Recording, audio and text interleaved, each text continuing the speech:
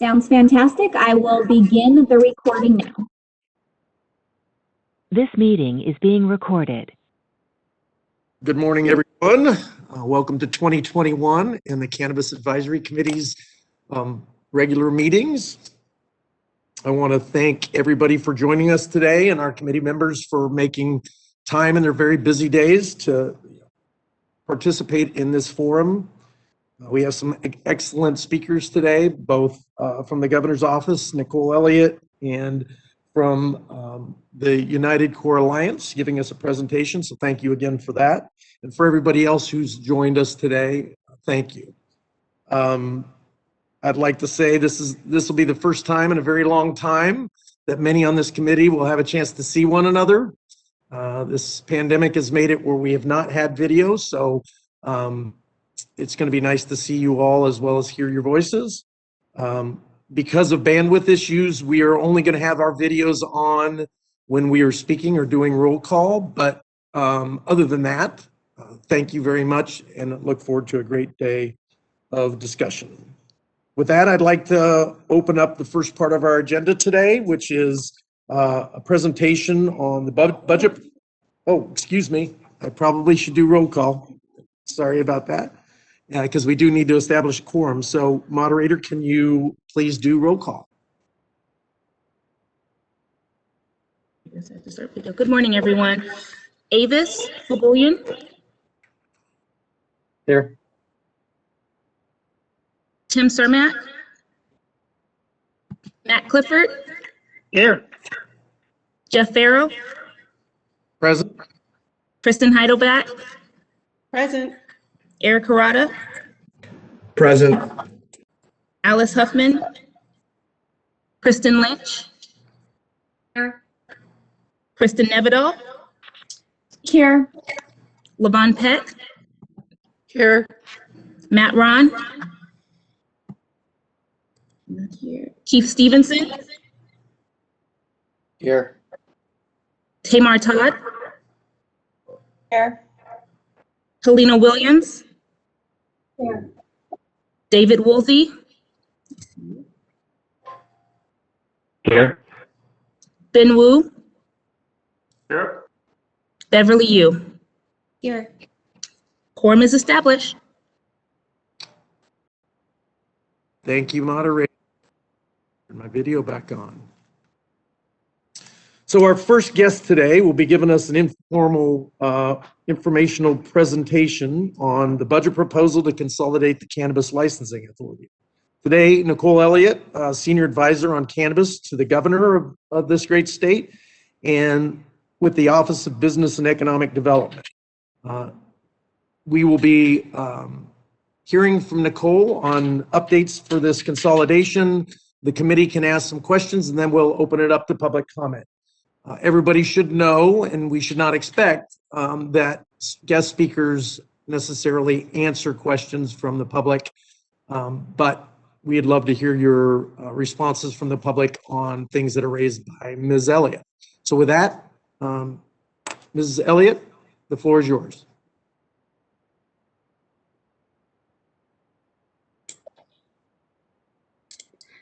All right. Can you hear me okay? I can, and I hope everybody else can too. Moderator? Great. Thank you so much. Good morning, Chair Farrow, Vice Chair Heidelback, members of the CAC. Thank you guys so much for inviting me to join you guys today and share some more details about the governor's consolidation proposal. I know it's been a bit of time since I was before you guys last. Since then, I've had a baby who's now over 1. And we've all been experiencing a global pandemic. So where we are now obviously looks very different than where we were even a year ago. But one thing that the governor did make a commitment to last year around this time was to move the consolidation proposal into this upcoming budget. So in the current budget proposal, you see him following through on that commitment. And while the proposal in concept remains the same, much of the initial detail has been fleshed out and is available to you today. You can find these details within the budget change proposal, as well as the trailer bill, probably over 300 pages of content, both of which are publicly available to you guys. And we can share those links for you if needed. Just feel free to let us know. But I wanted to jump right in and give you a high-level overview of the consolidation proposal today, and then, of course, do my best to answer any questions that you guys might have. So first and foremost, I want to acknowledge that this proposal builds off the incredible work of so many people, including the many people within this group here today. And again, as promised last year, it's included in the governor's budget proposal, except this time with that detail that I will walk through right now. The proposal creates the Department of Cannabis Control within the Business Consumer Services and Housing Agency, effective as early as July 1st of this year. In doing this, we're seeking to create 1 point versus 3 points of contact for stakeholders, including other things like removing duplications of effort, while also creating uniformity in our efforts, whether that uniformity be in the state's administration of the framework, the licensing, compliance, and enforcement efforts, through consistency with our applicants, for our applicants, through what we hope will eventually be a more easily understood market for the general public, or via a stronger, less fragmented partnership with our local government partners. The aims of this proposal are many, but in sum, what we seek to do is significantly improve our existing structure by simplifying the administration and understanding of, as well as the participation in, our legal cannabis regulatory framework. The submission of the budget proposal has so far included the submission of this budget change proposal and trailer bill language. Both are necessary to effectuate this proposal and really aim to inform the legislative proceedings around them. In these documents, you will find glimpses of our aims to simplify, create stability and continuity through the transition, and be conservative with our budget. Further, in the BCP, you'll see that we've identified all activities of the current licensing authorities and structured them under 9 divisions: administration, compliance, enforcement, external affairs, information technology, laboratory, legal affairs, legislative affairs, and licensing. The BCP requests 621 positions, 598 of which are existing pre-approved positions. 23 are new and reflect the positions necessary to create an organizational structure for the new department, including the manager and supervisor allocations required by CalHR and new resources necessary to implement mandates like AB 1525, signed by the governor last year. It includes the maintenance of existing approved position, reflecting our desire to retain the impressive knowledge and expertise that already resides within these programs today. The proposal identifies funding of $153.8 million from the Cannabis Control Fund in 21-22 and reflects a projected decrease to $136.6 million in 24-25 and ongoing. Of the current request, only $3.2 million in new funding is being requested to establish the department. The other $150.7 million is from the existing departments, i.e. has previously been approved. In the trailer bill, you'll see a number of things, including the transfer of duties, powers, and responsibilities of the 3 programs to the new department. This includes replicating existing department authorities into the new department where applicable. It transitions the equity grant program to GoBiz, and the maintenance of funding for that program moving forward, establishes the maintenance of funding for that program moving forward. It contains certain helpful clarifications around testing and state and local governments authorities. And lastly, it also contains some improvements for licensees, including a proposal to modify fingerprinting requirements to require only one set for commercial cannabis activity versus per license application. Finally, while not specific to consolidation, but still important in the context of the budget, as I'm sure you are aware, Prop 64 specifies how monies are to be allocated from the Cannabis Tax Fund. And these allocations are separated into 3 tiers, with the first tier going to regulatory and administrative costs of the commercial cannabis programs. That's anticipated to be $59.5 million in 21-22. The next tier goes to research and activities related to the legalization of cannabis and the past effects of criminalization, and that's anticipated to be $55 million in 21-22. And the final tier of funding goes to 3 distinct areas, the first being education, prevention, and treatment of youth substance use disorders and school retention, which we anticipate there will be approximately $265.9 million available in 21-22. Second is for cleanup, remediation, and enforcement of environmental impacts created by illegal cannabis cultivation, which we estimate will have about $88.6 million available to it in 21-22. And third is for public safety related activities, which we estimate will also have $88.6 million available to it in 21-22.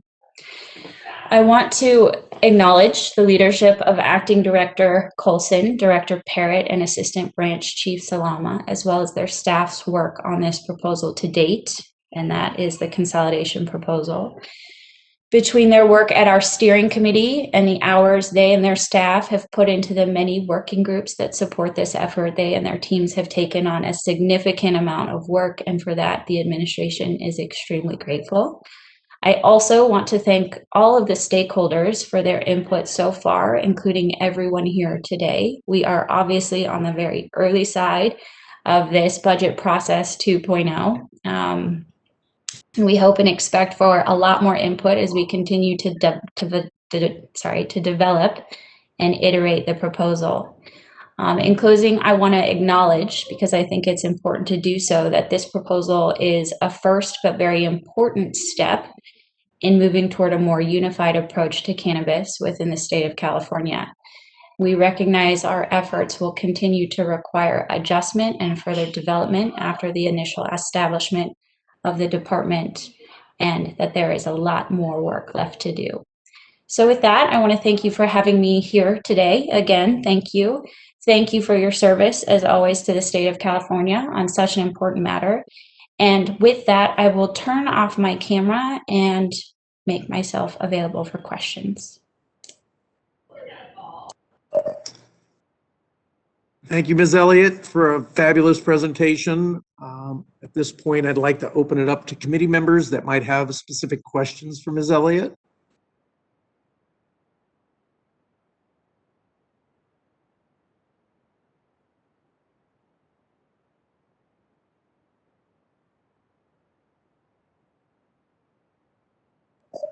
And anybody wishing to ask a question, please use the hand raise feature on your participants side of the presentation page. This is the moderator. It does appear that Kristen Nevdahl has her hand raised. Very good. Ms. Nevedal, if you would like to ask your question. Yeah, hello. Thank you, Chair Farrow. This is Member Nevedal, and thank you so much, Nicole Elliott, for the presentation. It is much appreciated. I did have some questions about the ending provisional license program, and I know many applicants from all agencies are operating under provisional licenses. And also needing to undergo project-specific CEQA analysis. And I'm just wondering a couple of things. A, if there's broader consideration of extending the provisional licensing program as it expires at the end of this year. And secondly, I noticed that in the budget trailer bill language, there is additional authority granted to the department that would allow the department to condition licenses. And is that ability to condition licenses as it appears in the trailer bill language in relationship to CEQA and providing the state potentially the ability to help these licenses move from provisional to annual via assisting them with conditions that might manage the potential impacts of their operations? Sort of a mouthful, I apologize, but those are my two questions. Sure. So I'm going to do my best to respond to them, and then just clarify if and when I miss any of that. As it relates to provisionals, that is an issue that the licensing programs are very much aware of, as is the administration. That is not reflected in the trailer bill. A resolution on that is not reflected in the trailer bill. However, a proposed resolution is proposed, as you know, in Senate Bill 59. And that is something that the administration is tracking closely and engaging with the author of that bill in hopes of finding an appropriate resolution for our licensed population. That bill and the administration and our licensing programs share, the same objectives, trying to ensure that our licensees do not fall out of licensure due to no fault of their own. We will continue to march forward with those objectives in mind in trying to find an appropriate resolution for everyone. And that includes for our programs that are administering the licenses, the licensees themselves, and the local governments that are engaging in this process in partnership with the state. As far as your second question, I think you are referring to the inclusion of conditions in section 2601 subsection A. I believe that is a clarifying inclusion seeking to align the language in 26012A with 26031A.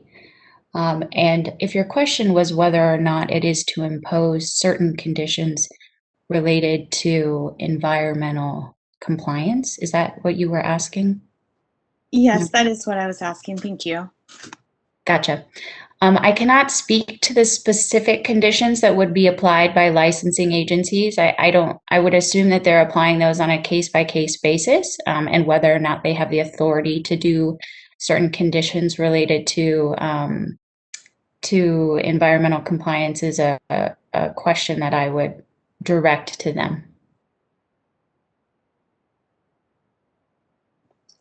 Thank you very much. I have no further questions.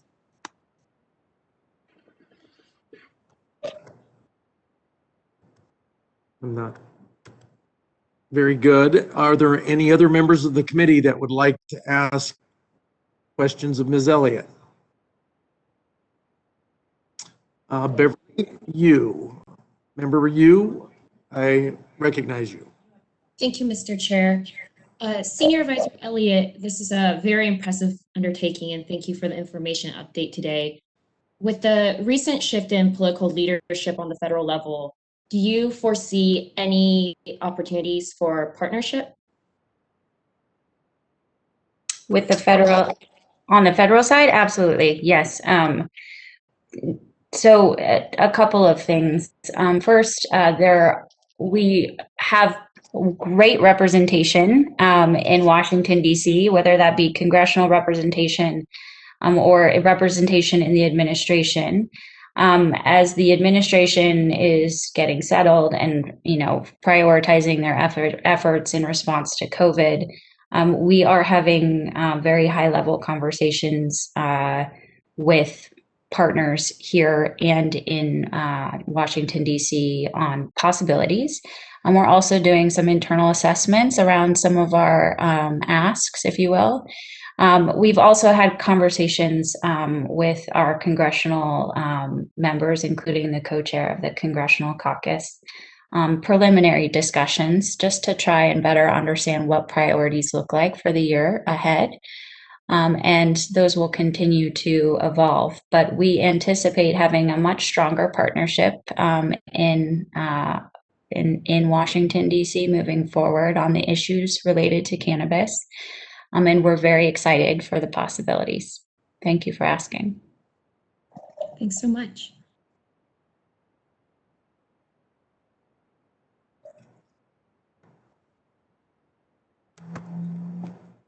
Any other questions for Ms. Elliott from the committee before I open it up to public comment?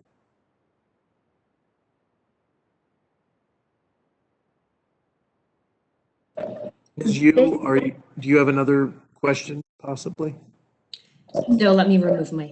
Okay, sorry. Okay. This is the moderator. Sarah Gardner did have her hand raised at one point. I'm present with Ms. Gardner, and it was an error, so she has no comment to ask or question to ask. Wonderful, thank you. Thank you. So with that, seeing no additional questions from the committee, we'll be opening up to public comment. Recognize that in public comment, it is just that. Please feel free to make comments about what you heard from Ms. Elliott, but you should not expect any response to those comments at this time. But she will definitely take them into advisement. Thank you. This is the moderator, and at the direction of the committee, I have opened the Q&A panel.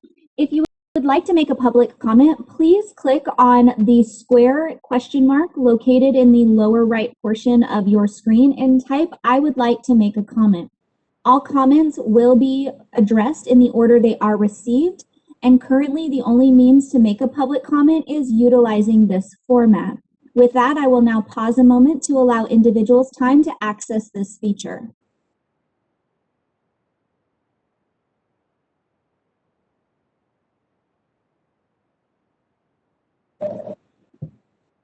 As we begin public comment, I want to make every commenter aware that you will be provided 1 minute for public comment and given a 30-second warning.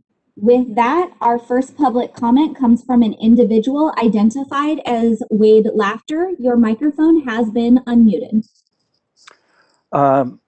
Thank you, Chair Farrow and the entire committee. Ms. Elliott, I would beg you to be sure that the governor understands how important the whole question of CEQA compliance and provisional licensing is to the folks who have tried to get into the regulated industry. If the provisional license opportunity expires, it will be an extinction event, and all of the time, effort, money that has gone into standing up the cannabis program will go to waste, because all of the people who are still considering getting into this program will recognize that it's been a giant scam that has not worked well for most people who are trying to comply. Thank you for considering my comment.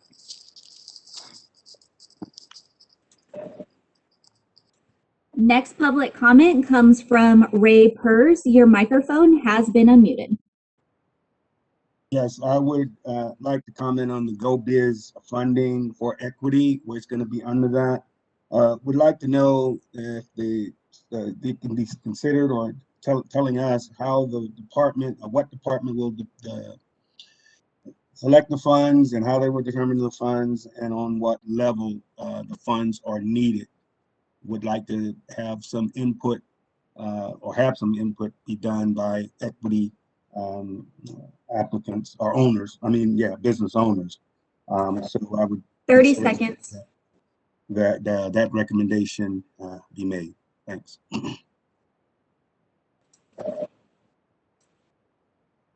Our next public comment comes from Natasha Sokolowski. Your microphone has been unmuted. Thank you. Aside from many of the really large farms, there are still several hundred small farms that are about to have their licenses expire if they don't receive a new license soon. I was wondering if it can be considered for some sort of CDFA temporary permit for them to have the ability to harvest other agricultural crops to accommodate their lost income, potentially lost income as well. Something along those lines would be 30 helpful seconds. for our communities all across the state. Thank you. Our next public comment comes from Robert Roche. Your microphone has been unmuted. Thank you. I would just like to say that only in the government could a consolidation of operations result in an increase in staffing levels. Thank you. Our next public comment comes from Stephen Updike. Your microphone has been unmuted.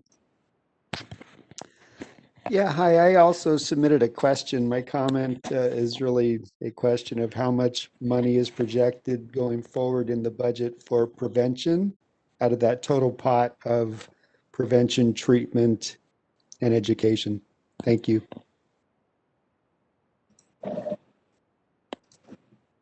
Next, we have Judith Strang. Your microphone has been unmuted.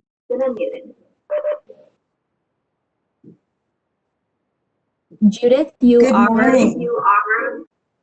Good morning. I have a question. As you have consolidated the departments, I'm wondering how hemp is being handled. We have quite a huge problem in our county, and our cities and our counties can't quite figure out how the permitting process worked. And navigating the site at the state level has been really difficult. And the permitting aspect of it needs to be clarified, I think, for citizens who are dealing with the nuisance of smell. So my question is, I guess, is how is hemp going to be? My question is, I guess, how is hemp and the permitting of hemp going to be handled as you consolidate departments? Give our citizens some relief from the smell.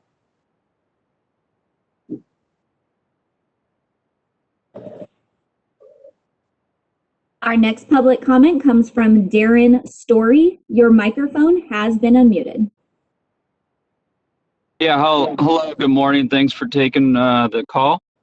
And I'd like to make a comment to the Budget Discovery Committee to conduct an investigation into the wastefulness and the unnecessary spending regarding our track and trace system, the vendor metric.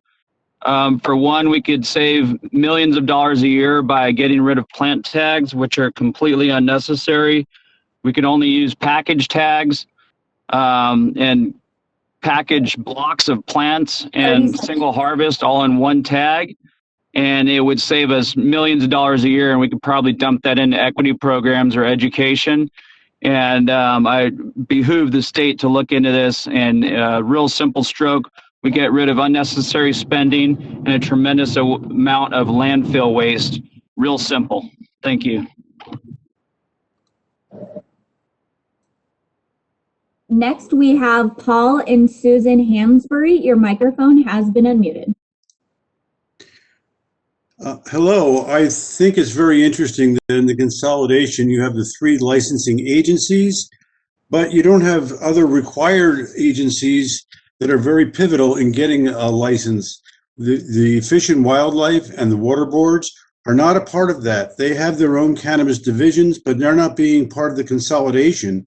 And I think that that's a very big mistake, that their division should be a part of that so that everyone's on the same page. We're seeing problems with Ccia and Fish and Wildlife.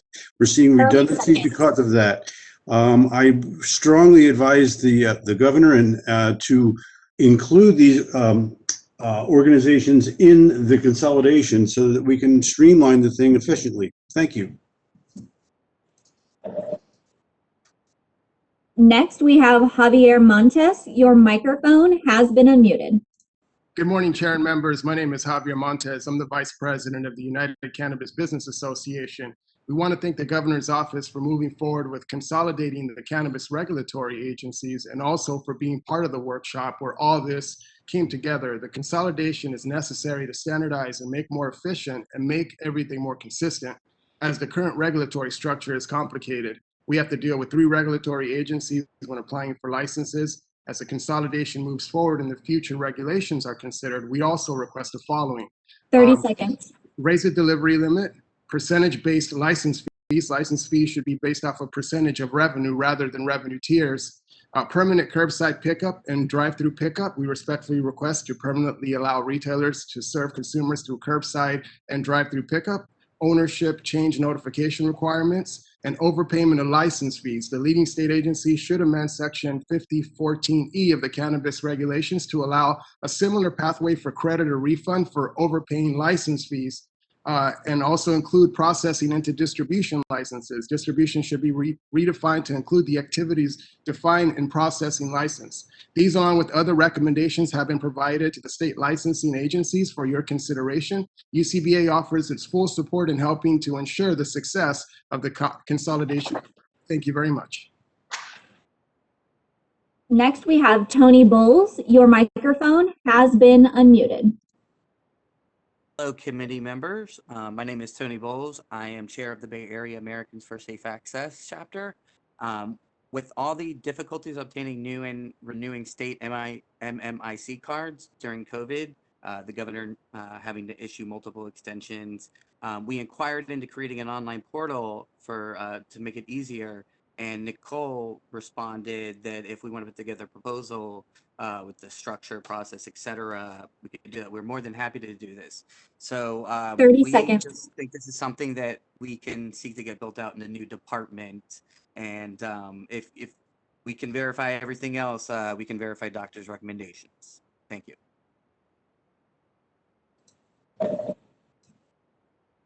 Next, we have Paul and Susan Hansberry. Your microphone has been unmuted. Hello, good morning, everyone. In order to prevent an extinction event and the state incurring drastically increased and really deleterious social costs, particularly in the rural counties and particularly for the smaller farmers, as a previous speaker mentioned, we respectfully request that the governor look into creating a new license, something like a cottage microbusiness, a real microbusiness, for the hundreds of very, very small operators 30 seconds. Who really are being thrown under the bus. There's no other way to put it.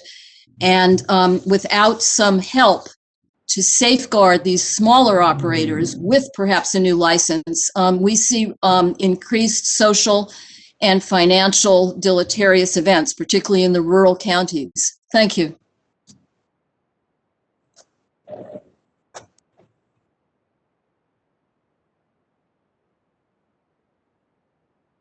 Again, a reminder to members of the public, if you would like to make a public comment, please type, "I would like to make a public comment." I do see that an attendee by the name of Matt V has your hand raised. I'm not sure if you want to make a comment, so if you would like to, please submit, "I would like to make a public comment." Moderator, just one more note for those that are participating in the question on the question section or the comment section, that it should be relative to the presentation that was made by Ms. Elliott, and that's related to the budget. The other agenda items that you'd like to raise that are not relevant to the agenda should be brought up during the items not on the agenda. Thank you. Thank you. Next public comment we have is from Matt V. Your microphone has been unmuted. Yes, hi, thank you for your time. I would just like to implore you to look further into research and legal usage. I noticed that you put 55 million, hopefully in hopes that you could prioritize medical personnel to further this research.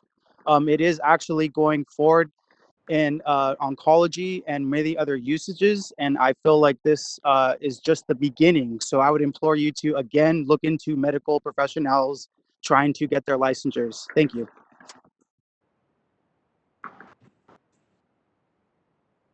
With that, Mr. Chair, we have no additional requests for public comment. Would you like me to close the Q&A feature? Please do, and thank you very much for your comments. And thank you again, Ms. Elliott, for a fabulous presentation. You've provided us a lot of insight for the committee to to discuss and contemplate.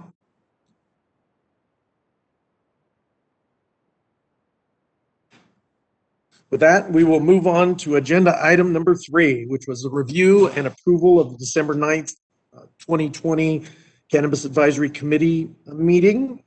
All committee members were emailed a copy of that. Hopefully we have committee members that either will ask for some minor modifications if they found it. If not, can I get a motion to accept?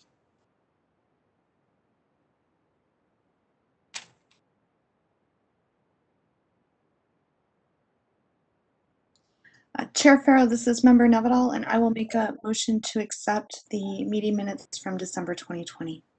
Thank you, Committee Member Nevedal. Do I have a second? This is Committee Member Todd. I second. Thank you, Committee Member Todd. We have a motion and a second. Can I call the roll? Oh, excuse me. Can I get public comment on the minutes of the December 9th meeting? Is there any public comment? This is the moderator, and at the direction of the committee, I have opened the Q&A panel. If you would like to make a public comment, please click on the question mark within the square in the lower right-hand portion of your screen and type, "I would like to make a comment." All comments will be taken in the order they are received. I will pause momentarily to allow members of the public to access this feature. Thank you.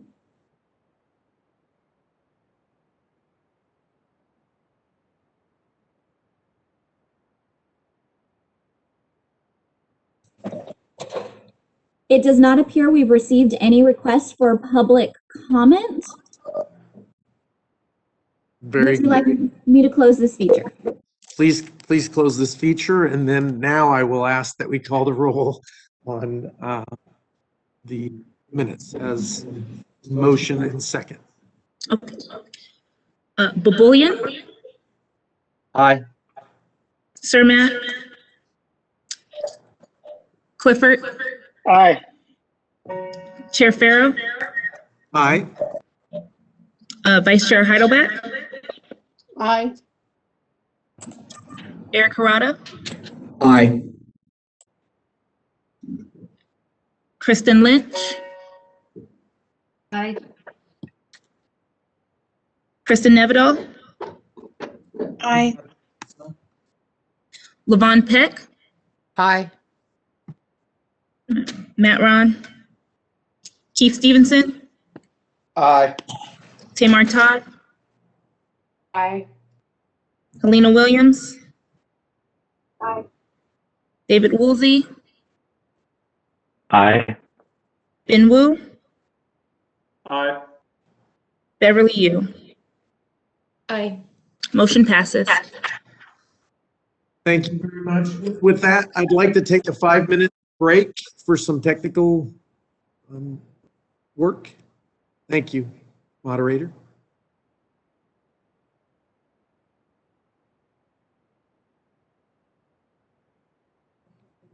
Moderator, did you? Yes. Thank you. So the committee meeting is currently in break. We will be returning at 10:53 on the 5-minute time.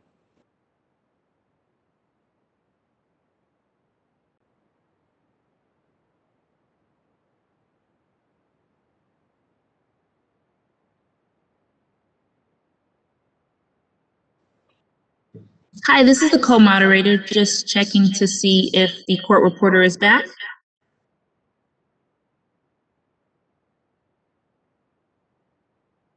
We'll give her a few more minutes before we start the meeting. I'm here. Okay, thank you. Sure. Moderator, can we restart the meeting? Absolutely. We have been on pause. The meeting is being recorded. Co-moderator checking in again. By a show of hands, can we see how many committee members are back?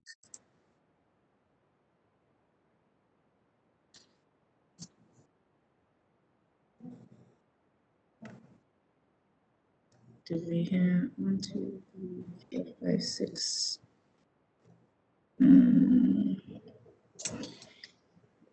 Eric Harada? This is Member Clifford. I'm here. Sorry, I'm looking for raise hand button. Apologies. Thank you, Matt. Okay. We have quorum. Co-moderator, you can start it again. And if we could please have those, oh, looks like everybody's lowering their hand now. Lower their hand.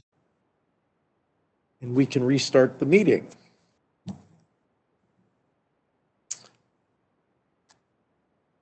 We are on agenda item number 4, discussion and possible action to elect Cannabis Advisory Committee Chair and Vice Chair.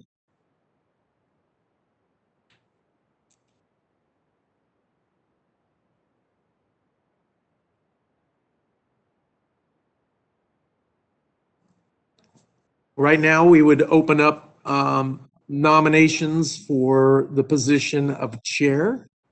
So I see some hands.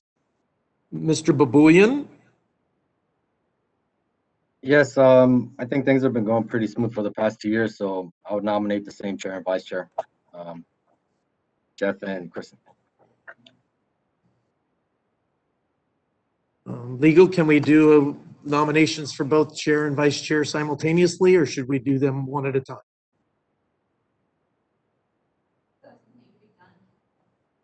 Thank you, Sarah. So let's, committee member Babuyan, would you like to make that recommendation with just action of the chair to begin with?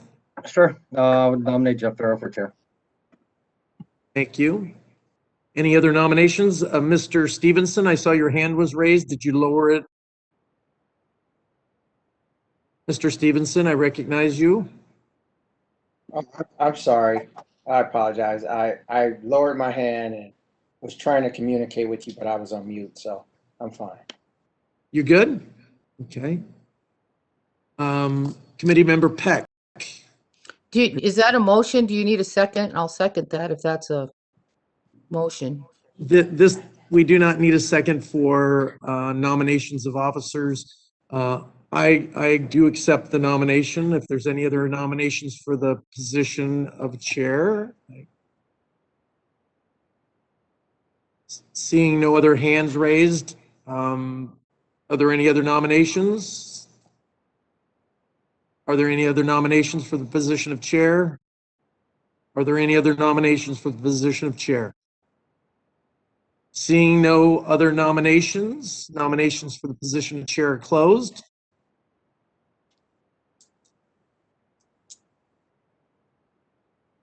I'll open up to public comment the question of the nomination of Chair Farrow for another term. This is the moderator, and at the direction of the committee, I have opened the Q&A panel. If you would like to make a public comment in regards to the chair position with the committee, please type "I would like to make a comment." All comments will be answered in the order they are received. I will pause momentarily to allow individuals time to access this feature.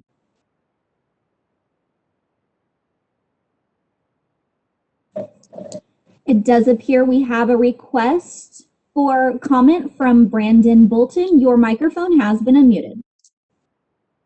Greetings, everyone. Thank you all committee members for your time. Jeff Farrow, Vice Chair Farrow, Chairman Farrow and Vice Chair Heidelberg. I just wanted to say that, being a social equity member from the city of Sacramento and communicating and engaging with a lot of social equity members across the state, I'm very thankful to the information that Jeff Farrow has been able to provide us and the different resources that, we've been able to kind of reach out and get and provide, which is mainly just, knowledge sharing.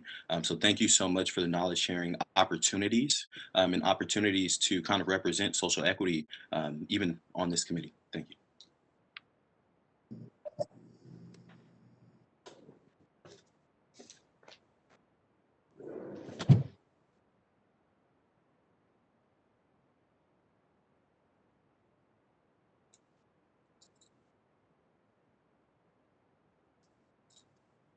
Moderator, are there any other public comments at this time?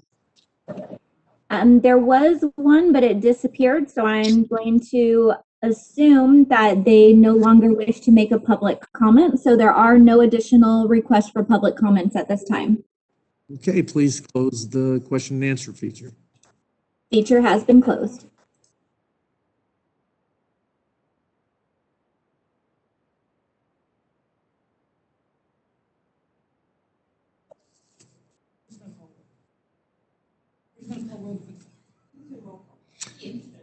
So we'll call roll on the nomination of Jeff Farrow to be the chair of the advisory committee for another year.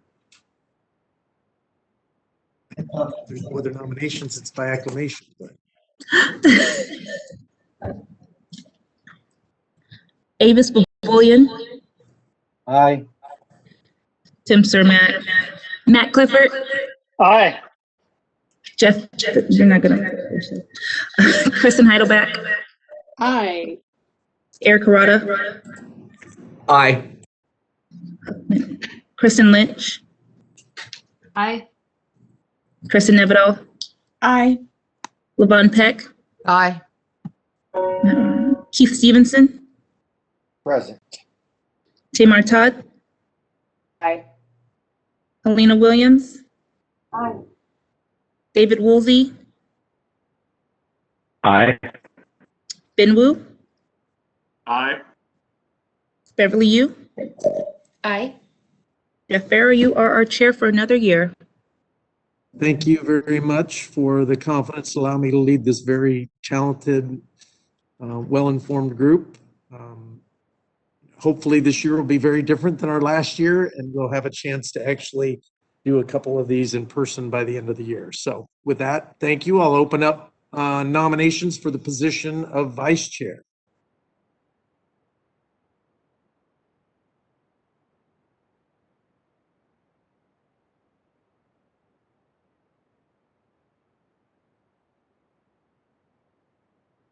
Bullion, I see that your hand is raised. Yes, I would like to nominate Ms. Heidelbach for vice chair.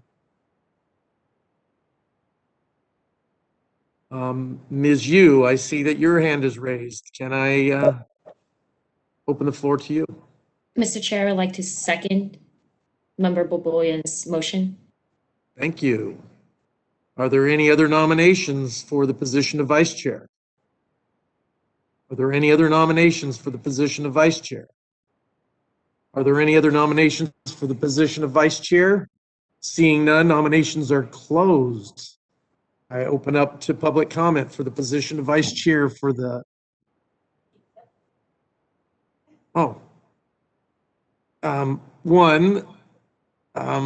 Vice Chair Heidelbach, would you like to accept the nominations of your peers on the committee?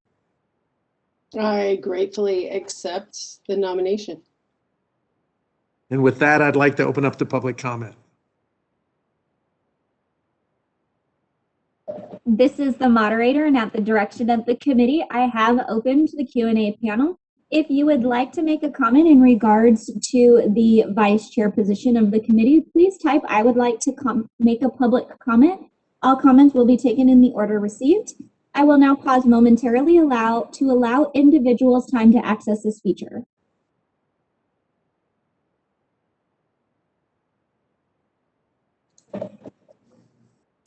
We do have an individual by the name of Brandon Bolton. Your microphone has been unmuted. Hello, greetings everybody. Brandon Bolton here, president of the Cannabis Commerce Council of Long Beach, another social equity organization. I would like to say that I am in full support of Kristen Heidelbach becoming the vice chair. Again, another individual that I have wonderful knowledge sharing conversations with, and we become friends in just me trying to get access and break into this industry, which is very rough. So just wanted to say thank you, Christian, for all the wonderful work that you are doing.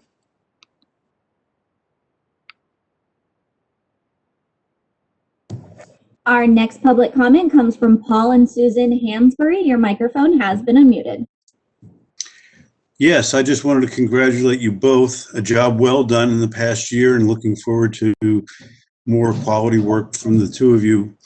Congratulations to both of you.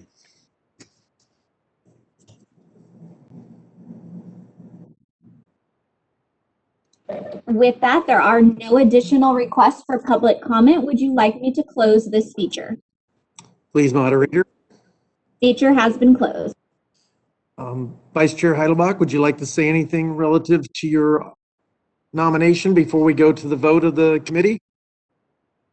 No, I'm ready to move forward. I do want to express my thanks to Paul and Susan and also Brandon. Thank you very much, and thank you to the board. I look forward to hopefully getting a lot more stuff done this year. Thanks. Very good. With that, I'd like to call the roll from the committee. Okay. Avis Baboyan, Aye. Matt Clifford, Aye. Chair Farrow, Aye. Eric Harada, Aye. Kristen Lynch, Aye.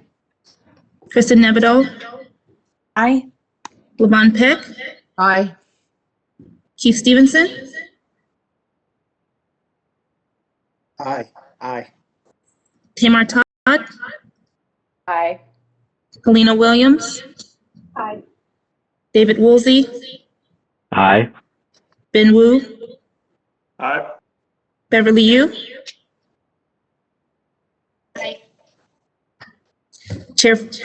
Vice Chair Heidelbach, excuse me, you are another year budget.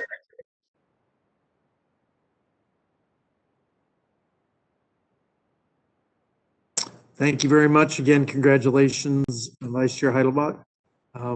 With that, we'll move on to the next important part of our agenda for the day. If you recall, last year, towards the end of the year, we had attempted to have a presentation by the United Core Alliance. Unfortunately, a situation occurred in which that presentation could not be done, but we were fortunate today to be able to bring them back, and they've had an opportunity to even do more work than they had done last year. I believe our presentation is going to be done by Khalil Ferguson and Brandon Bolton. Is that accurate?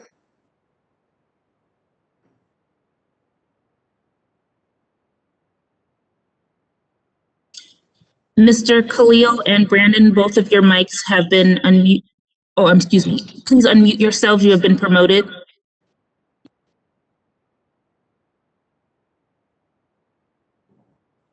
Apologies, Brandon Bolton here. We are just waiting for Khalil Ferguson. One moment here. Great. I see Khalil's camera. Very good. And we have the presentation up and ready to go when you're ready to go. And this presentation will be the state of cannabis equity. With that, I turn it over to you, Khalil, and Brandon. Thank you again for your presentation to the committee.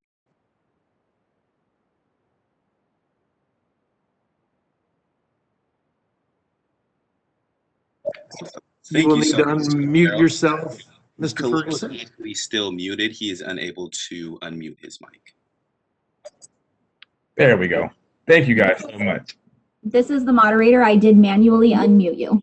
Thank you guys. I wasn't able to unmute myself, but thank you again so much, Jeff Farrow, for the opportunity and the Cannabis Advisory Committee for being able to give this presentation today. We were prepared to give it last year. However, circumstances didn't allow us to do that in emergency circumstances, but nevertheless, we're here and we're looking forward to giving this presentation. So thank you. Hi, Khalil, 1 second. Just let me know when you're ready to move to the next slide and I will move it for you. Okay, thank you so much. We can go to the next slide now, actually. So, who is the United Core Alliance? Again, my name is Khalil Ferguson. I am the president and executive director for the United Core Alliance. We are a nonprofit organization in Sacramento, California. We are founded by Brandon Bolton, and our mission really is to support social equity here in a hyperlocal manner in Sacramento, focusing around cannabis equity. We are by social equity and for social equity. And our purpose is to really uplift cannabis and social equity policies on the state, local, and national levels as well. Next slide, please.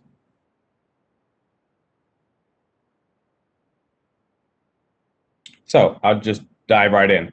Some of the equities, for the past year, we've engaged in numerous policies and advocacy regarding cannabis equity. I've done research surrounding the cannabis equity efforts throughout California, and we can get into some of the data.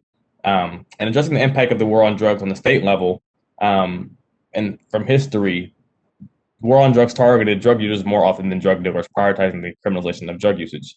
From a ratio of percentage level of 80%, substance users were targeted more than the actual sellers for the cannabis industry, prioritizing the criminalization of cannabis. According to a 2020 study conducted by the ACLU, New York and California alone spent over $1 billion to enforce the marijuana laws in 2010. Even when discounting entirely all state fiscal spending on prison facilities, corrections expenditures associated with marijuana possession enforcement are significant. California spent more than an estimated $65 million. I'm sorry, moderator. Yes. I'm sorry to interrupt the presentation, but if Mr. Ferguson could please just slow down a little bit, that would be great. Yes, definitely. Thank you. No problem. I'm just trying to capture your presentation for the court reporter for all times. Gotcha. Thank you. California spent more than an estimated $65 million of state taxpayer money in 2010 housing individuals in local county and correctional facilities for the possession of marijuana. Current state efforts are significant. However, with regards to cannabis equity, they do not repair the damage created by the war on drugs. And with that being said, the policies moving forward have been good. So the policies in the past have been good up to this point. However, we feel like they have not addressed enough the impact of the war on drugs in communities who have been affected by it. Enough. Next slide, please. So some more research that we have been assisting with have actually done with regards to implementing social equities in different jurisdictions. We've dug into the language behind Prop 64 and some of the counties who have began to regulate cannabis and who have not. So Prop 64, of course, we all know was approved by voters in 2016 to be implemented in 2016. 388 out of 540 cities approved Prop 64. However, there's a disparity in implementation and regulation. As of June 2020, only 168 of California's 540 cities have allowed any type of cannabis regulation. This past election, we saw an increase in the number of municipalities willing to regulate cannabis and cannabis businesses. They added an additional 31 localities, bringing the total to 199 city counties who have to regulate cannabis. However, here's where our studies kind of shown California isn't operating at its maximum potential to regulate cannabis, which increases uncertainty in the fiscal operations. Because a lot of the jurisdictions are not regulating cannabis, there presents an uncalculated output gap for California's GDP. And what an output gap is in economics is really the gap between what our market is actually producing in terms of production and GDP and what our economy should be producing. Because there are a lot of jurisdictions who have not began to legally regulate cannabis businesses, and that of course affects our taxes. California is not producing is not reaching its highest potential output for GDP in terms of cannabis, in terms of the cannabis market. So there needs to be a study done of the political will of these counties, these areas, to begin to regulate cannabis in these areas, and that pathway does need to be happen equitably. As long as these areas are not regulating cannabis, there presents an opportunity for the illicit market to continue to flourish. And that also poses a problem to our economy as well as we begin to regulate, as we continue to regulate the legal cannabis market. Next slide, please. So just a little background on cannabis equity in California. SB 1294, passed by Senator Stephen Bradford, requires the Bureau of Cannabis Control to administer a grant program for jurisdictions that have adopted or operate a local equity program. In the first year of implementation, the Bureau awarded $10 million in equity grant funding to 10 cities as follows: City of Los Angeles, City of Oakland, City of Humboldt, City and County of San Francisco, City of Sacramento, City of Long Beach, City of San Jose, City of Santa Cruz, City of Coachella, and the City of Palm Springs all applied and were awarded funds regarding cannabis equity. Next slide, please. The next year of funding, the next round, that number went up to $30 million. However, this number was split between the Office of GoBiz as well as the Bureau of Cannabis Control, who contributed around roughly $15 million apiece to help facilitate this program. We saw a number of cities apply and actually receive the money totaling $30 million. However, that poses a problem to us as well because there seems to be no sustainability plan for cannabis equity. The current budget, and I might get into that a little bit later, has an appropriated amount of $15.5 million for cannabis equity programs, which is permanent. However, there are more jurisdictions who are beginning to regulate cannabis who may be applying for the social equity programs, and that pot, I guess the rate of marginal distribution begins to decrease as a result of that. Next slide, please. So, and that's Brandon in the very bottom right corner, and with our office of our manager for the Office of Cannabis Management, Davina. Just a little history on cannabis equity in Sacramento. Local equity members and even community activists fought with these, no, I don't say fought, but advocated for cannabis equity in Sacramento for years prior to the adoption of the resolution establishing the core program in Sacramento on August 9th, 2018. Two facilitators were awarded the contracts in the amount of $1 million apiece for 2 years. Facilitator 1 received 321 applicants for their first cohort. Out of the 321 applicants, 27 were accepted and 13 graduated from the program. The program, as reported by the Facilitator 1, created 10 new full-time employee jobs and 18 jobs in totality. Facilitator 2 received 262 applications, enrolled 148 individuals, with 70% of them being African American. And out of this program, as reported by Facilitator 2, 94 individuals graduated, with 6 full-time employee positions created and filled. Next slide, please. So, I'm sorry, Mr. Ferguson. yes. You're going so fast. Please slow down. Thank you. Yes, ma'am. So, to be eligible for the core program, as a result of an equity study that was conducted by a community organization out here in Sacramento, there derived 5 classifications to be eligible for the core program. Classification 1, based on arrest rates as well as income. So the classifications are based on arrest rates and income in the zip codes in Sacramento. Classification 1 says an individual is eligible for the core program if they have lived in a low-income household in Sacramento and have been arrested in Sacramento for a cannabis-related crime between 1980 and 2011, or an immediate family member who meets the description above. Classification 2. This is where the zip code study comes into place based on the arrest rates for cannabis-related offenses comes into play. Classification 2, a person is eligible for the core program if they have lived in a low-income household in the following zip codes for 5 consecutive years between 1980 and 2011. And these are various zip codes within the Sacramento area. And classification 1 and 2 are primarily individual.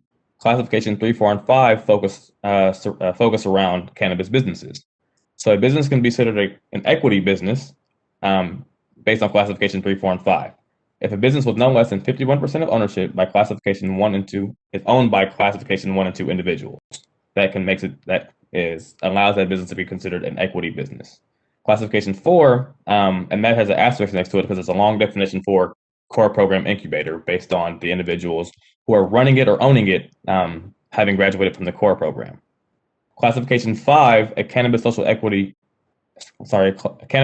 enterprise with no less than 51% ownership by classifications 1 and 2 individuals. Next slide, please. So, from these programs and as a result of SB 1294 passing and Sacramento applying for both rounds of the grants and receiving money, the first implementation of the first round of money from GoBiz went into a core reimbursement program. And this is to address, an effort to address the access to capital needs.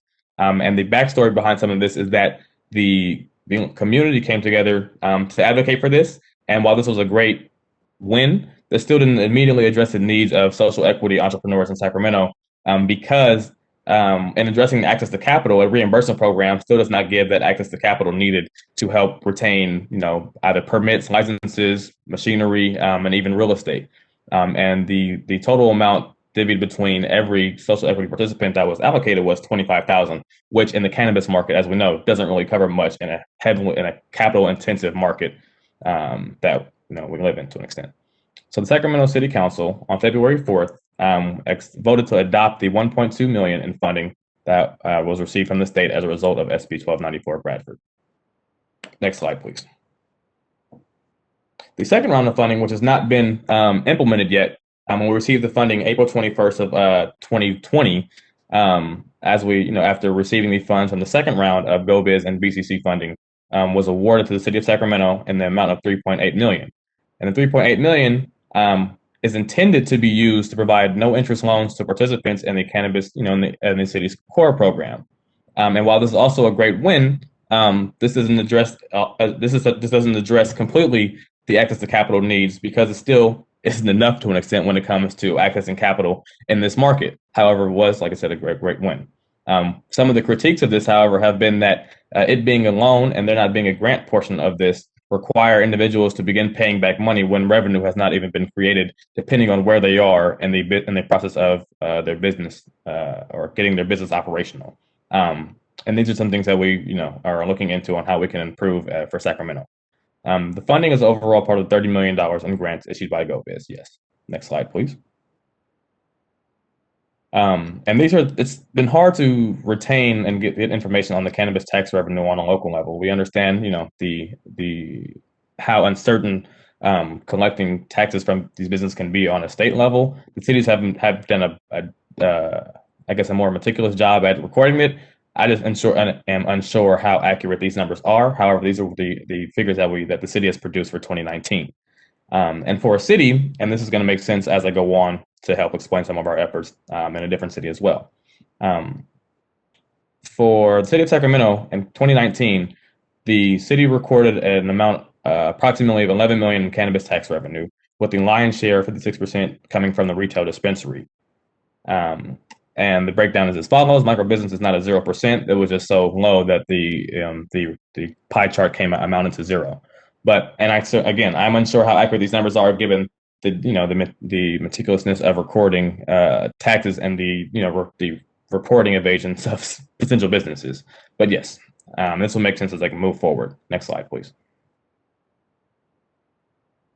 So since January 14th of 2020, City Council meeting, city leaders, social equity members, stakeholders, all of the like have been advocating for an additional 10 permits in the city of Sacramento. This began with conversations on January 14th. Some city council members in Sacramento argued for 30 additional storefront permits. Some city council members were advocating for additional 3. Our Mayor Steinberg came in the middle, kind of to an extent, and was the arbiter and agreed on 10 being the right number, with a study to be anticipating being done to see how far we could go with permits. It took about a year for us to actually get that voted on, and really we got the vote on October of 2020 at the city council meeting to allow 10 additional storefront dispensary permits exclusively for social equity members. And that application process is occurring right now, and actually will be closed sometime this month for the applications for the storefront dispensaries. Next slide, please. With regards to workforce development, as an economist, I want to focus on how we can ensure a streamlined and seamless market development for the cannabis market. Seeing that there are a number of individuals who are interested in the cannabis market in Sacramento, and of course throughout the United States, we have a large labor pool to pull from. And with certain operations becoming online, I doubt they would want a gap in labor and would like a streamlined way to access some of these labor markets. However, from an equity perspective, we would love to ensure that there is an equitable pathway to ensure people who have been affected by the war on drugs or come from the community who have been affected by the war on drugs are included in the development of these pathways. Some of the ideas that we have posed with the United Core Alliance are helping to ensure, and working with some of our local colleges like Sac State, UC Davis, and Sacramento City College, to ensure equitable pathways into higher education. As we all know, the lack of education and the lack of access to education also has its roots in the war on drugs. So if we are able to do that and to uplift some of these individuals into these pathways to wealth-creating jobs, then that should be done very much in an equitable manner as we move forward in developing these markets. Next slide, please. So to go back to the numbers from facilitators 1 and 2, that's a typo, I'm sorry. Facilitator 1 realized 262 applications and enrolled 141 individuals. Facilitator 2 received 321 acceptions and accepted 27 were accepted and 13 graduated. In total, there are 583 applicants for, wanting to be potential entrepreneurs in these markets. However, as an economist, realizing that not everyone can be an entrepreneur in these markets, there is a labor force needed. However, there are still a number of individuals who are interested in entering this market via workforce development or via ownership. That just presents a small amount of demand, and I haven't updated our research on this PowerPoint. However, there is a lot of demand for jobs in general during this pandemic, but specifically for cannabis-related jobs in Sacramento. And I'm sure that there's that same sentiment throughout various metropolitan cities in California and even rural cities in California. Next slide, please. So, another one of our efforts is we have been working with the city of Richmond and some folks in Richmond to help bring cannabis to the city of Richmond. And the strategy and the angle that we've been taking is using the taxes because I'll get into that a little bit. I'm getting ahead of myself. I'm sorry. But Richmond currently allows unlimited medical cannabis cultivation and manufacturing for only a limited number of dispensaries. Currently, there are only 3 storefront dispensaries. In 2010, voters approved via Measure V a 5% cannabis business tax on cannabis businesses. But Richmond currently does not have an equity ordinance, and we are working on that right now. Next slide, please. So, using kind of a parallel number based on Oakland, SF, and Sacramento, there's about a ratio of 1 to 17,000, which is one dispensary per 17,000 residents. Richmond currently has 110,000 approximate population with only 3 dispensaries, while the city of Sacramento has 508,000 people approximately with 30 dispensaries. Of course, that number being increased to 40 in the upcoming years or so, or however that plays out. To me, as an economist, that represents an unrealized loss to city revenue as a result of market unsaturation. And Richmond, for the past few years, has been running a budget deficit. This year, the budget deficit was $20 million, and with consolidation and things of that nature, they were able to get that down to 5. However, with an emerging market like cannabis, they could present a number of businesses who grow exponentially and quickly, resulting in more sales, income tax being generated within the city. And that's why the tax revenue information was so important, because to show the city of Richmond that there's a propensity to generate a lot of tax revenue. This is what the numbers are in Sacramento and potentially what they could be in Richmond. Next slide, please. Perfect. Arrest rate statistics. So this study was conducted by the same individuals in partnership with UCLA, UC Davis, and a number of other community-related organizations. The name of the organization is Public Health Advocates. They conducted a statewide equity study using arrest rate statistics from the information they could gather.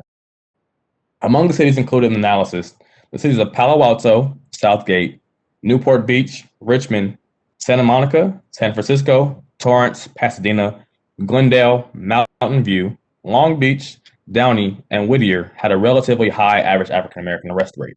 In Richmond, the ratio for whites African-American arrest rates was 1 to 11. So for every 1 white individual arrested for cannabis possession, 11 African-American residents had been arrested. Between the years 1996 and 2006, African-Americans were arrested at a rate of 272% higher than the white residents of Richmond, California. Next slide, please. So multiple studies have been conducted by cities with the intent to provide data for municipalities to establish equity programs in their jurisdiction. PHA, Public Health Advocates, commissioned a report prepared by the University of California, Davis, Center for Regional Change, CRC, and it documents racial disparities for marijuana arrests in California from 1996 to 2016, based on an analysis from the California Department of Justice Criminal Offender Record Information. To enrich the report, the CRC collaborated with Million Dollar Hood Project, MDH, University of California, Los Angeles, to document disparities in marijuana-related arrests at the tract level in select law enforcement agencies in California. Next slide, please. And this is a slide that I want to include for dissemination. I will not read all of this. I really do not like reading from PowerPoints. However, it's also often needed. But this is here for information for individuals who want to dive in deeper. And the information can be found if you search PHA or Public Health Advocates in Google, and after that, put in When the Smoke Clears. Next slide, please.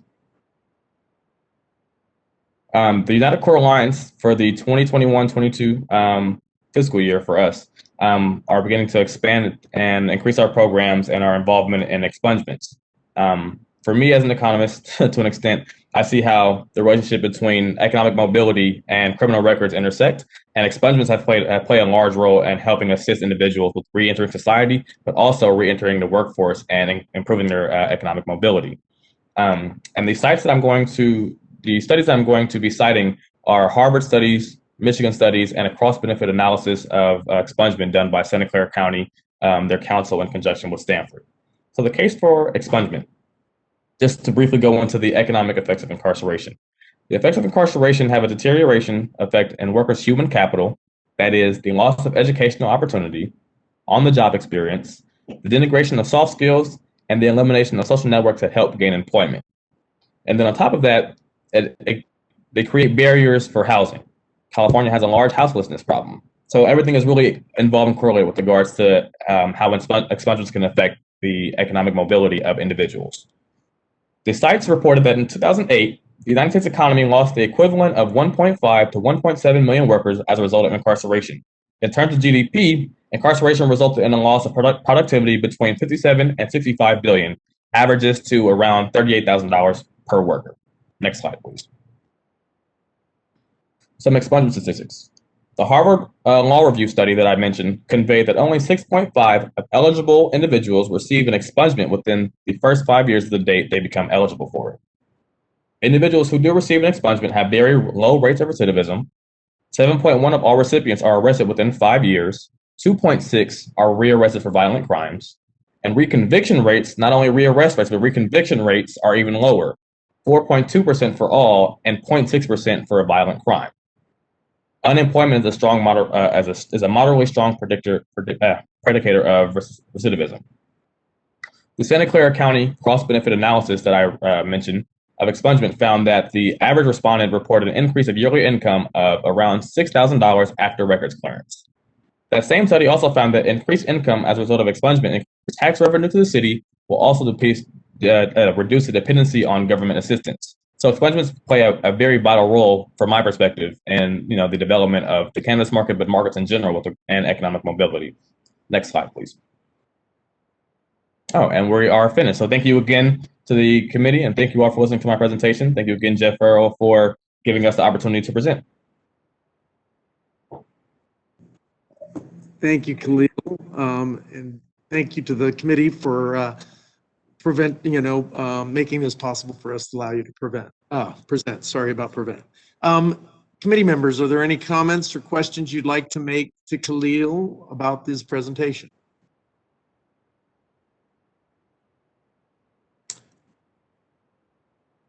Avis Babulian, I see your hand is raised. Yes, sorry, I had my hand raised from earlier. Okay. Mr. Committee Member Stevenson, I see your hand is raised. Yes. Khalil, that was an excellent presentation, and the information that you provided was extremely beneficial. Given your background as an economist and my background as a cannabis retailer, I think that when prefacing when prefacing the agenda towards city government, it's driven based on tax revenue. More importantly, the message is inclusion. So when the message is driven about tax revenue, this often correlates with local municipalities adapting a high tax rate, which makes it difficult to impossible for operators to achieve fiscal responsibility. Yes, I agree, and that is something that we are weighing in on as well. Are how the excise taxes and the high percentage of excise taxes are actually are, to an extent, they're not what we call optimal taxes. To an extent, they're promoting some inefficiency in the market, and because some operators at the legal market aren't able to, consistently produce profits, as a result of the excise tax in that capacity, they should either be reduced because what we're seeing is in the illicit market, operators aren't enticed to become legal because of the amount of taxes that cut into their profit margins. Therefore, really allowing the illicit market to continue to flourish and the legal market to be undermined and really be inefficient. Okay, and in addition, I'm willing to assist you with my experience and expertise to help you in any way in your organization. Thank you.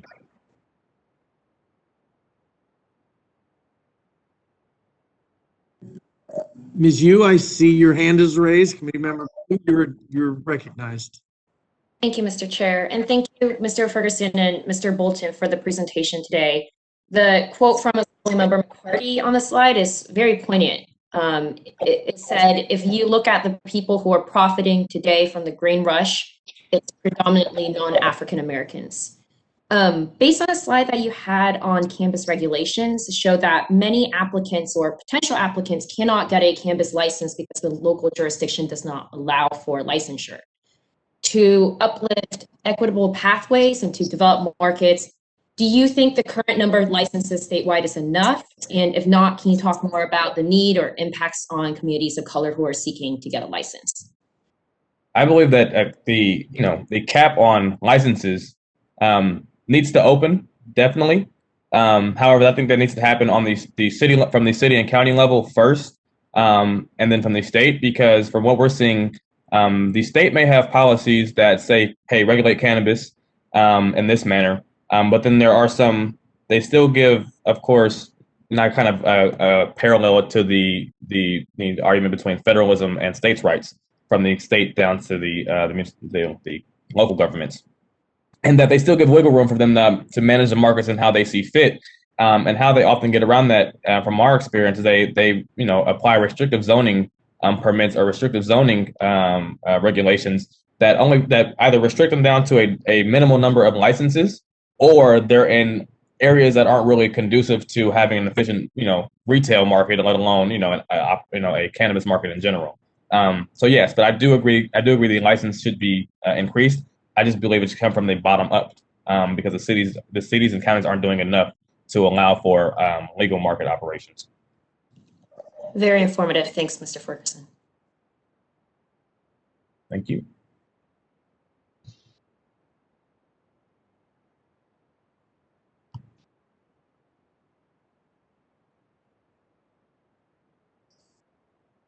Are there any other members of the committee that would like to? I see Committee Member Heidelbach. You're recognized.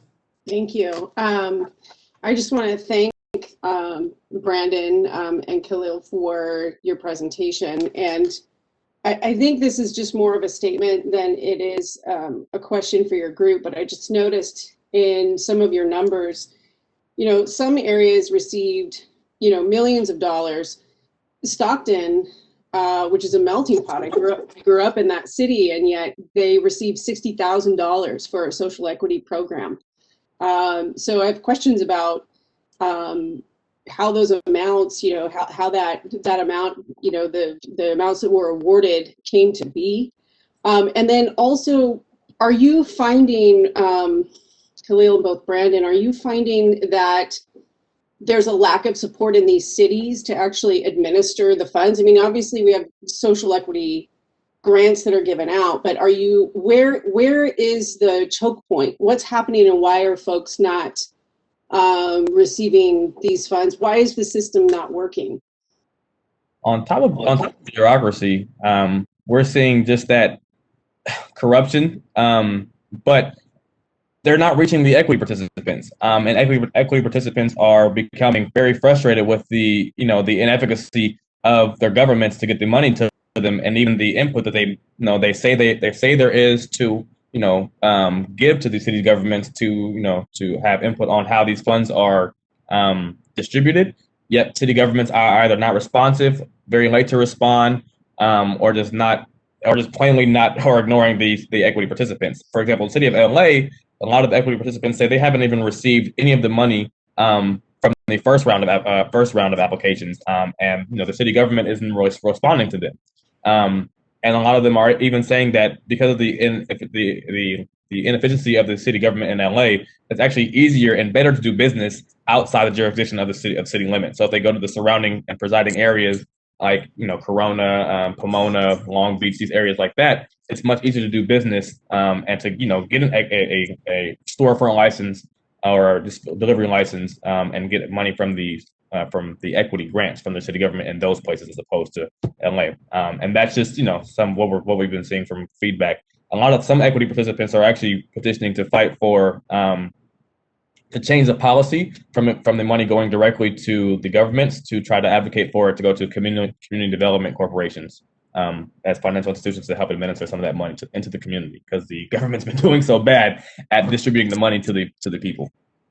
And to that last point, Khalil, as well, that was a great point. I also believe it's just from those local, city governments not really understanding how to do this work fully. Social equity, these are all pilot programs. We are going through challenges just from being a new type of program in this cannabis space, which is a new type of space.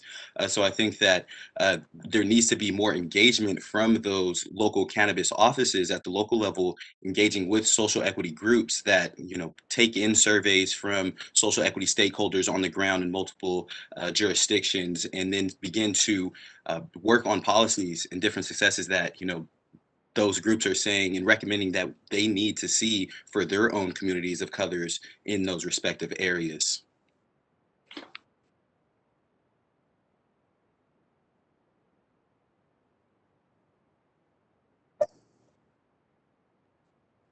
Again, thank you for the question, Vice Chair Heidelbach. I recognize Committee Member Lynch.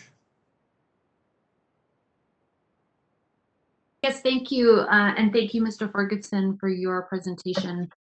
Raises a lot of important issues around the equity program that SEIU, of which I'm a member of, holds as pretty core to the success of the initiative's objectives. And we look forward to creating and thinking through what statewide standards could look like and working with you to make that move forward. So thank you again for your work. Thank you.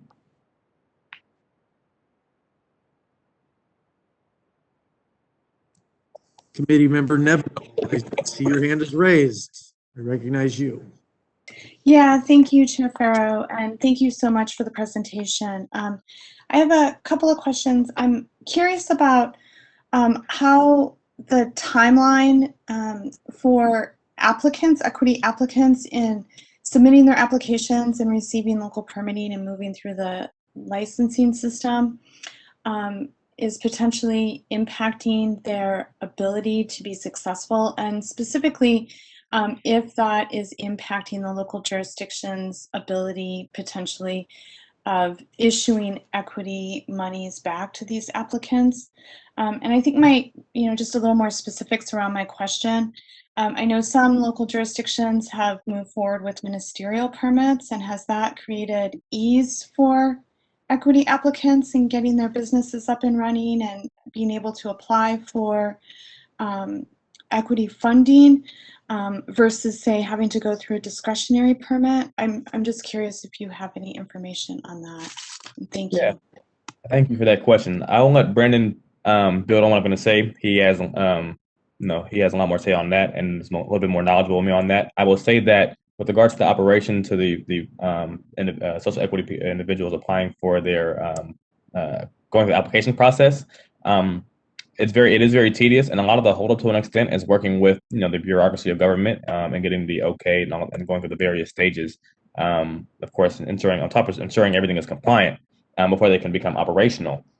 Some of the things that we've seen in Sacramento with regards to getting the funds out have really been a constant pushback from city governments to, for one, not really want our input, and then there's a balance beam. Do we want to continue to give our input while also pushing back application processes to get our permits? At the same time, individuals who have already, they've gotten either their lease, they've gotten the land, they're paying rent, while these bureaucratic processes are, either going through the process or are being pushed back because of, various things that are wrong with the market. Because, when some of these city governments have created their cannabis ordinances that did not include equity, we're still having to fight to ensure that equity is included within the ordinances without any loopholes, because loopholes have been created that allow certain individuals to gain market shares that really are the antithesis to equity in certain areas. And I'll let Brandon build on top of that with regards to the permitting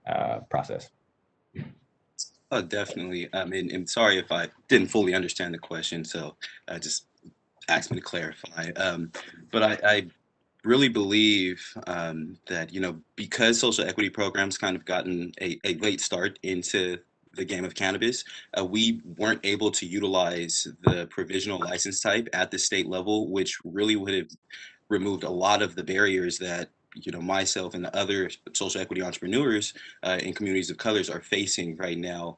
A lot of the local municipalities, no longer permit that. So now we have to go through, the burdens of getting zoning permits in some communities or some areas, and then going ahead and crossing off all of those boxes that it takes for, state requirements, but then also the local requirements, which sometimes are a lot more, in a part of that process.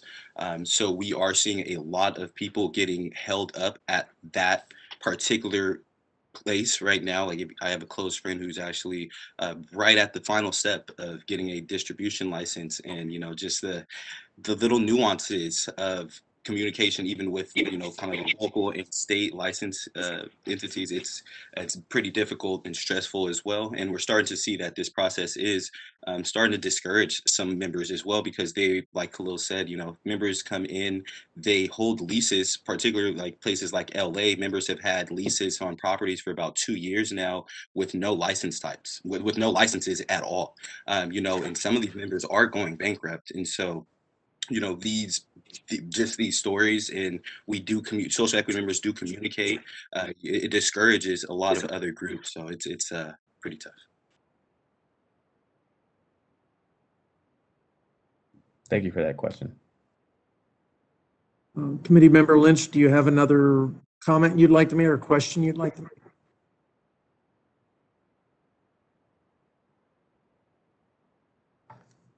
Well, one, I'd like to thank you, Khalil, and you too, Brandon, for bringing this to our attention. I think you heard from some of the members of the committee who are members in labor organizations. These issues are front and center. Our members reflect the communities that you've discussed and other communities that are also facing significant barriers to entry to this market, especially as the cost to enter become really burdensome for some communities, since there's no current access to banking or loans. And so we're very hopeful on the Safe Banking Act to move this year, and hopefully the more thorough piece of legislation at the federal level, the MORE Act, and address some of the issues that you've raised here. I think one of the things that, when we move into the next part of our agenda, there's going to be some recommendations on subcommittees, not just on social equity, but expansion of how do we address the issues, whether that's women's access to the industry, other disenfranchised groups' access to the industry. I'm going to hopefully have a committee that can address those things. I think the discussions that I've seen around the country related to this really tackling the license types. And so hopefully we'll have a subcommittee on addressing the license types that are available. We have a lot of license types in this state, but do these license types really address the kind of barriers to entry, whether that's for groups like Loving and Legally addressing the cottage industry, or whether it's communities of color and the barrier to equity and being able to move in until we have a robust access to banking and loans for this community.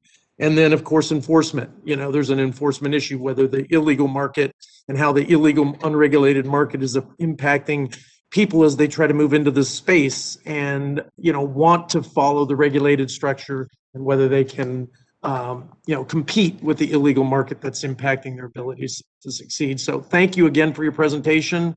And hopefully some of these subcommittees can address the very issues you've raised here, and you can help by providing content for the people on those committees. So, thank you. Thank you guys again for having us. It's been a pleasure. With that, I'll open up to public comment. Is there, could you please open the roll for public comment? This is the moderator, and at the direction of the committee, I have opened the Q&A panel. If you would like to make a public comment, please type "I would like to make a public comment" by clicking on the question mark within the square in the lower right-hand portion of your screen. Please keep in mind that the only means to make a public comment is following the directions that are currently displayed on your screen. I will pause momentarily to allow individuals time to access this feature. If you are a member of the public and currently have your hand raised, please re-click the hand raise button to lower that hand.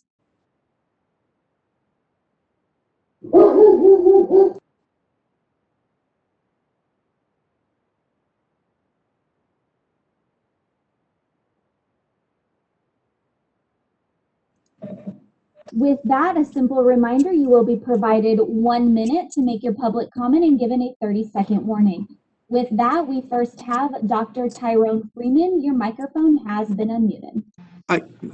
Moderator, I'd like to make one other comment, and that's for our panelists, that this is not a question and answer period. These are comments to the presenters. Thank you very much. And you can turn off your camera, Khalil, if you would like. Thank you, brother. Thank you so very much, and thank all of you for your time. My name is Dr. Tyrone Freeman, Executive Director for the California Minority Alliance, and I want to commend on the presentation and for the full board taking on this issue. Most importantly, I want to really share with this committee very quickly just some thoughts for action. One most important thought for action is the alignment of the State Licensing Bureau, soon to be amalgamated into one we all know to be the right direction, that there is state legislation for social equity. The fundamental problem is that there's no alignment between local jurisdiction requirements of social equity outlined in a report the BCC presented and the state legislative authority of any bureau, whether it be independent or unified, to have social equity. If we look at some of the preceding court cases regarding delivery, the laying a foundation of the state law enforcement or local jurisdiction set some interesting precedents. One of the fundamental questions is this: if we are serious about social equity, should a local jurisdiction take away a license from a person non-participatory or violated social equity reasoning for getting a license, yet the state has issued that person a license? Does the state have the authority to take away that license when it doesn't have a social equity enforcement mechanism legislated through its existence? Time had been reached. Mr. Chair, would you like me to continue with public comments? Yes, so there are additional public comments? There are additional public comments, yes. Yeah, please do. Our next public comment comes from Edgar Cruz. Your microphone has been unmuted.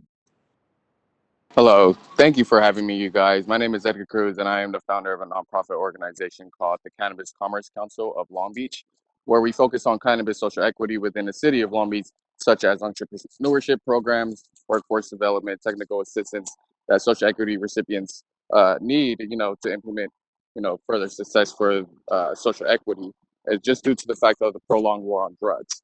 I'd like to start off by just thanking Brandon Bowen and Will Ferguson for their presentation. Me working with them personally, it's just such a great honor to, see this progression moving forward. And then more so, I'd like to see representation from the committee level in regards to social equity. We need to have social equity within these seats to have these, decisions in regards to the cannabis industry. I truly believe without social equity being a top priority for CAC, then this industry is not going to go anywhere. Thank you. Next public comment is from Jem Montes. Your microphone has been unmuted. Hello there, committee. Thank you for the opportunity to speak. My name is Jem Montes. I'm a student at the School of Public Policy at UCR and a former planning commissioner. So I've been able to look at this situation from various perspectives. In your 2019 annual report, you discussed the fragmented policy that exists among the local government and the opportunity for a statewide equity program. I'm hoping that you'll move forward on those since those recommendations were received into that annual report. Also, the predatory business practices that exist among the current social equity program is really having a negative impact on some of these communities where monopolies will continue to exist as they swoop up on some of these licensees. Currently, there's no incentive for the person to become part of the license market, and these excessive regulations just increase the cost and drive and strengthen the illicit market. Until these become balanced, we won't make any progress. Thank you for your time.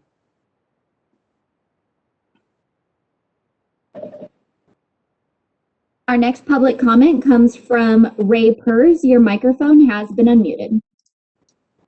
Thanks for the committee allowing me to make my comments. I am Ray Pers, a cannabis consultant.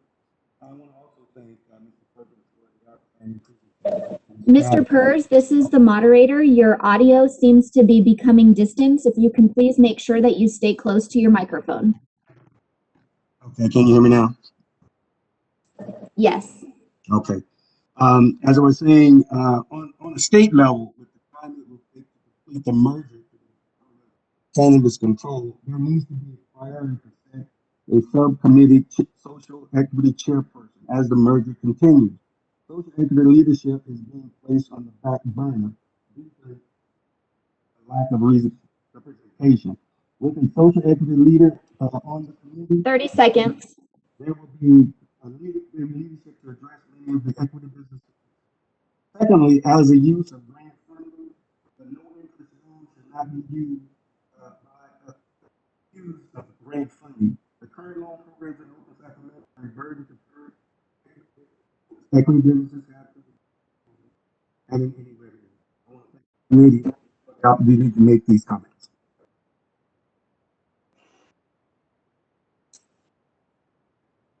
Our next public comment comes from Wade Laughter. Your microphone has been unmuted. Yes, thank you, Khalil and Brandon. That was an excellent presentation of some of the challenges that social equity applicants are dealing with. The war on drugs was a success if it was about marginalizing and criminalizing communities of color in our culture.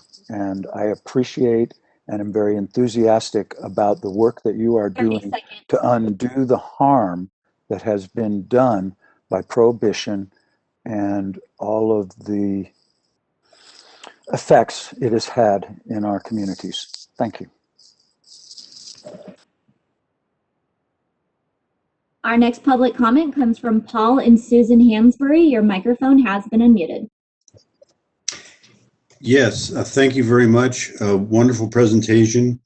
I did not understand or hear the first part of Assembly or Vice Chair's Heidelbeck's question about how the things are disproportionately or how they are divvied up, who gets what piece of what pie and how that's derived. But I guess I'll do some further research into that to find out that answer.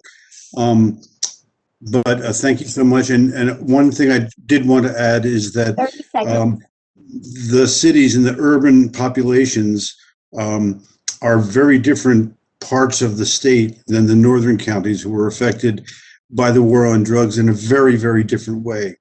And that is a major consideration in the part of the world where I live. Thank you very much.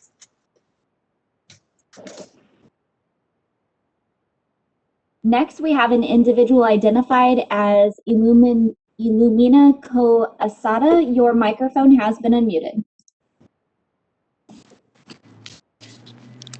Thank you. Thank you for having me. Can you hear me? Hello? We can. Yes. My name's Asada Bilal, and I'm a part of the Oakland Equity Program. I'm currently in line waiting for my state license for the shared kitchen within the City of Oakland program. I'm really excited about this starting process, but I am a little weary and scared about funding coming. So I'm excited, and I hope that we continue to recognize equity and see the importance of it. The presentation was on point, and I'm glad that you're bringing awareness to this program, and I hope that this can be a statewide program. And I do believe that all of the equity people who are approved should get together and have some sort of say within the council. Thank you for having me, and I appreciate this time. Next up, we have an individual identified as Eddie Franco. Your microphone has been unmuted.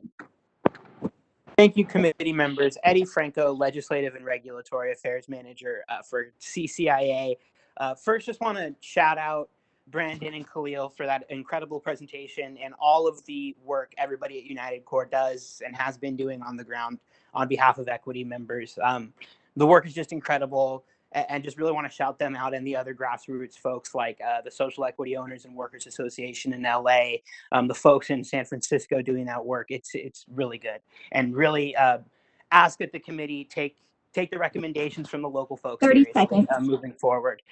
Also want to echo the sentiments generally shared in this presentation. CCIA's equity members have also experienced the disparity across jurisdictions as it relates to funding disbursement and administration of the program. I also want to specifically echo a ask made earlier and an ask CCIA made in November that the CAC prioritize equity representation on the committee itself. Thank you so much and have a great day.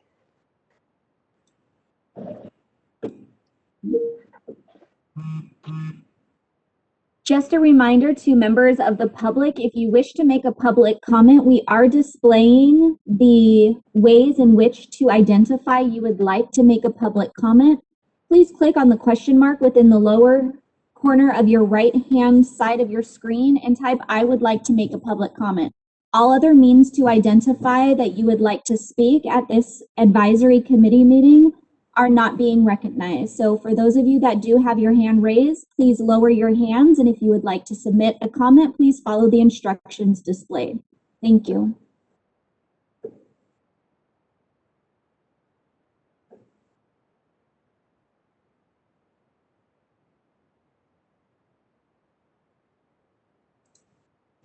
At this time, it does not appear we have any additional requests to make public comments. Would you like me to close this feature? Yes, please. Thank you. You're very welcome.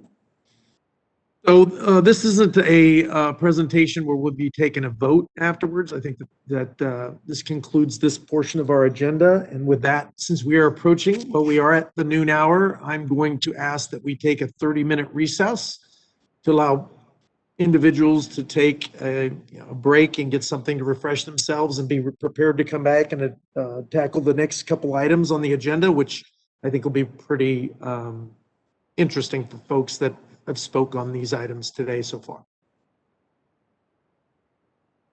And with that, we are adjourned for a lunch break. This is the moderator, and at the direction of the committee, we are taking a 30-minute break, so we will be returning at 12:33.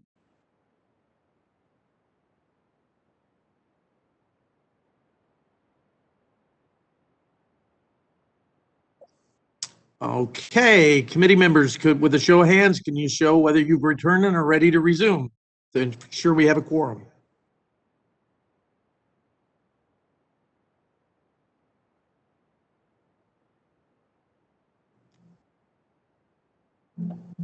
It's Tim Cermak. I don't know how to put my hand up, but I'm here. I see you, Dr. Cermak. So yes. And I believe we have a quorum. So let's resume, everybody. Moderator, can you move us to agenda item number 6, please?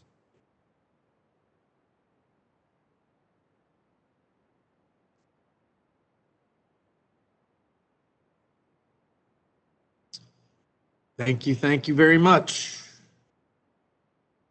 So as was discussed at the end of last year, that we would be looking at resuming the use of subcommittees this year. Last year was a unique year. We didn't really have that option. We had a lot of work that needed to be done to prepare for this year's consolidation. That said, there's some work that still needs to be done. And today we'll try to create some subcommittees. They won't be all inclusive of subcommittees that this Committee will create over the year, but we'll start with 4 at this meeting.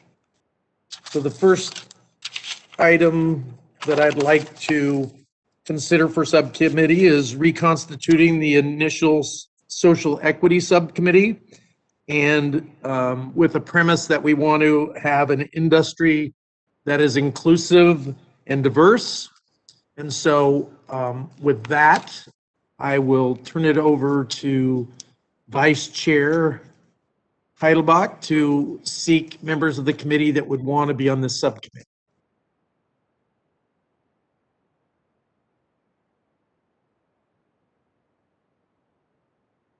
Vice Chair Heidelbach, can you unmute yourself? That would help. You can't read lips? What? Okay. I started by thanking Chair Farrow.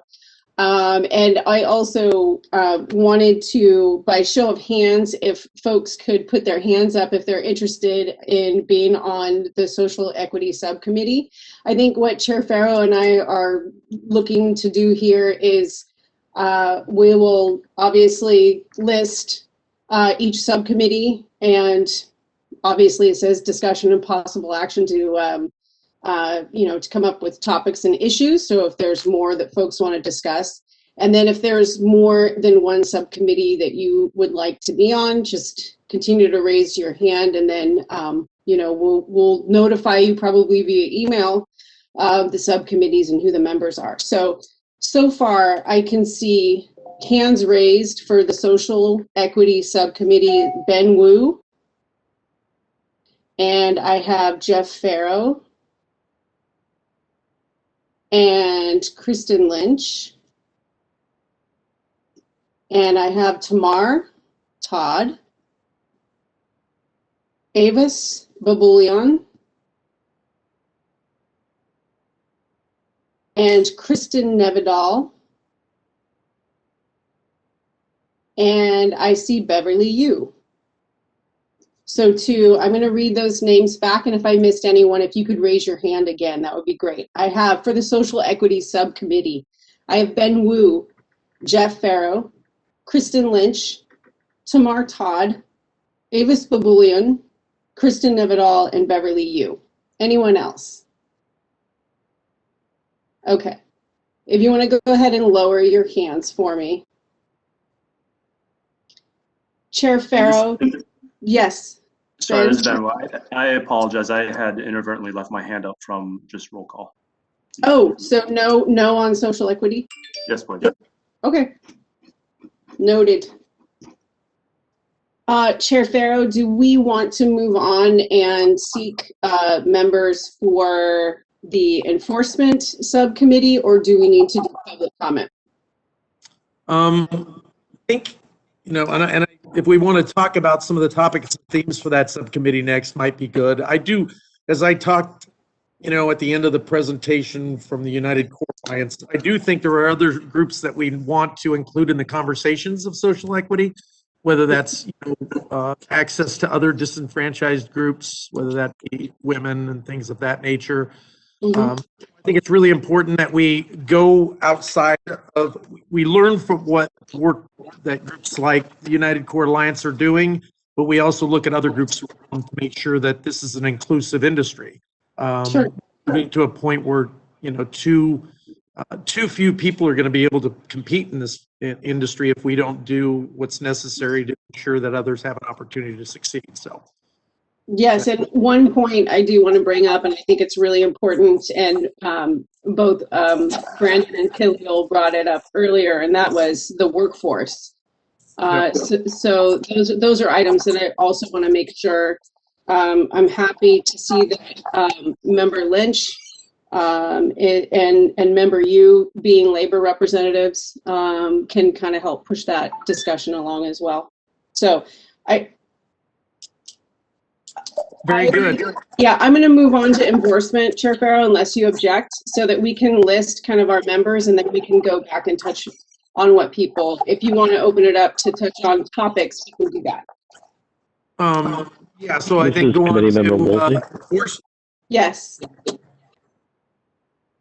I'm sorry, this is Committee Member Woolsey. I'm sorry to interrupt, but it would be helpful to know the full list of subcommittees you're going to be proposing before committing to them one by one, just to see, so we don't overcommit ourselves. I agree with you. I was thinking that I probably should do that. There's actually four committees that I'd like to, at this meeting, ask for volunteers for and have Vice Chair Heidel select committee members. But the first one was social equity and industry diversity. The second one was going to be annual report committee. And again, on that, I'd like to have some additional people join and assist the good work that's been done by committee members Nevedal and you. So I'm hopeful other people would volunteer for that. I think that there should be a committee that looks at license types, the current license types we have. Are there license types that we should consider that would help us with, some of the challenges we've heard from both the public and from our presenters related to, disenfranchised or excluded groups. So I'd like that committee to tackle that. And then, of course, as Committee Vice Chair Heidelbach talked about, is enforcement. And I think the enforcement committee should not be just tackling the regulated industry. We should be looking at the unregulated industry, learning, we have a diverse group of committee members that, day to day find themselves dealing with these challenges. And so, using your knowledge to help make sure that we are doing everything we can when it comes to enforcement, whether that's regulated requirements or whether that's, I think we heard some conversations earlier about the elimination of temporary licensing. I think part of the challenge of the temporary licensing is that we have people that are not completing all the aspects of the required, whether, regulatorily required items and not being able to use that to move them to a permanent licensing status. So there's a lot to be done in enforcement. So that's what I would like to see happen. And with that, I think that'll be it for this meeting, and we'll other next time. Vice Chair Heidelbach. Thank you. Thank you, Chair Farrow. So moving on, I have enforcement. I'm sorry to interrupt you, Vice Chair Heidelbach. I'm having a really hard time with sound quality. So if folks would mute, it's super echoey and hard to hear you and Chair Farrow. I apologize for interrupting you. No, you're fine. Okay. The next item that I have is, Kristen, Member Nevedal, can you hear a little better now? I can. Thank you very much. Yes. So what committee members are interested in being on the enforcement subcommittee? Enforcement. I have Kristen Nevedal, Matt Clifford, Helena Williams, Eric Harada.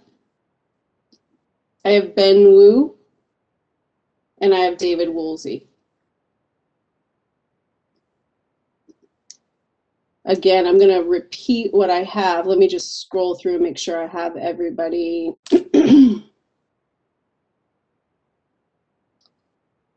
I have Kristen Nevedal for the Enforcement Subcommittee, Matt Clifford, Helena Williams, Eric Harada, Ben Wu, David Woolsey.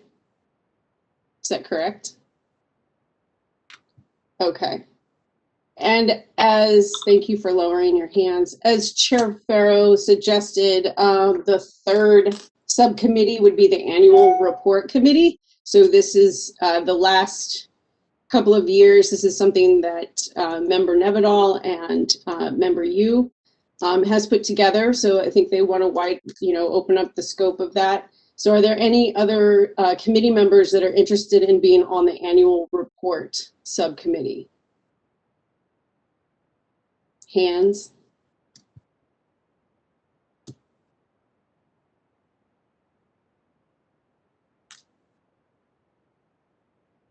Chair Farrow. Realize that if you don't volunteer, the vice chair has the ability to assign. We have a astounding group of people that are really interested in writing the annual report. again, this is Member Nevedal, and I'm sorry to interrupt, but I would like to ask a question if it's appropriate at this time. Please, yes. So in establishing annual report subcommittee and asking for members beyond, say, 2 persons or 2 members of the full committee, the proposal would essentially force that subcommittee to write the annual report in a public setting. And is that the intention, that the annual report would be written in a public setting? I'm going to throw this one over to Chair Farrell. This is his subcommittee group. Chair Farrell? And that is an accurate assessment of how this committee would function if we go beyond 2. And I don't see either your or committee member you raising their hand. So, I don't want to assume that either of you would want to do it again. Well, I mean, but I do want an opportunity of diversity and other people to have the opportunity to participate. If we don't get beyond 2, then of course we'd be able to track the progress throughout the year, so that way hopefully the report writing at the end of the year wouldn't be so burdensome, because we all know that the end of the year has a lot of other challenges that are not specific to this committee that people find themselves in.